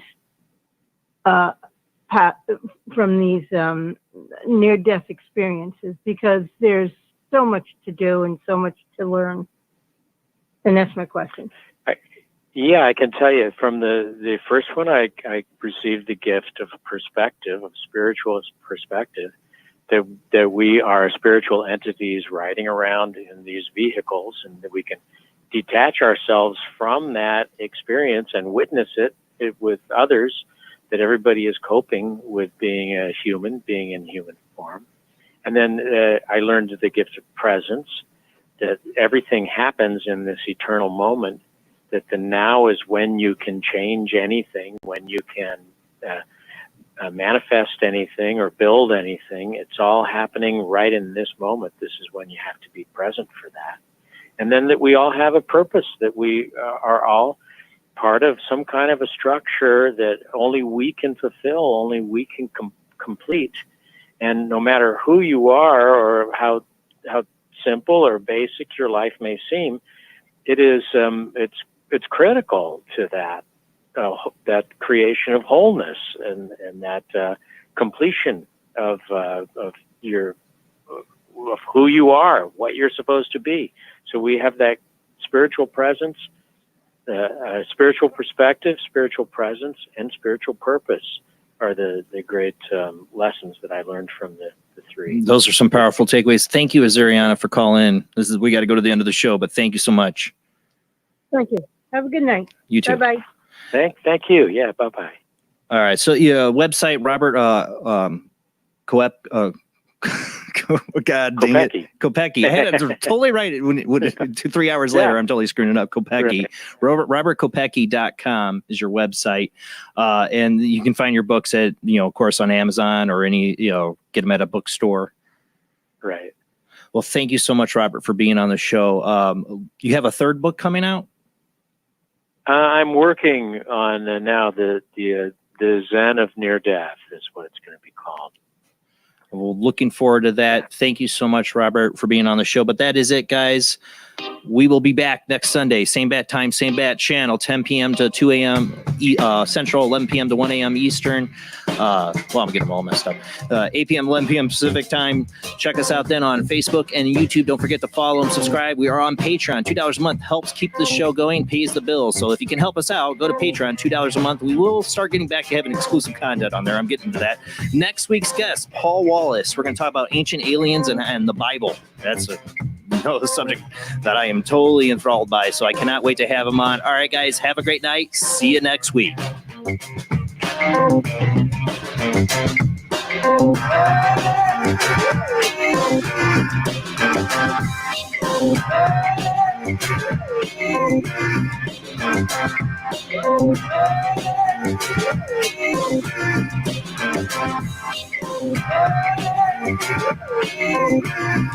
Thank you.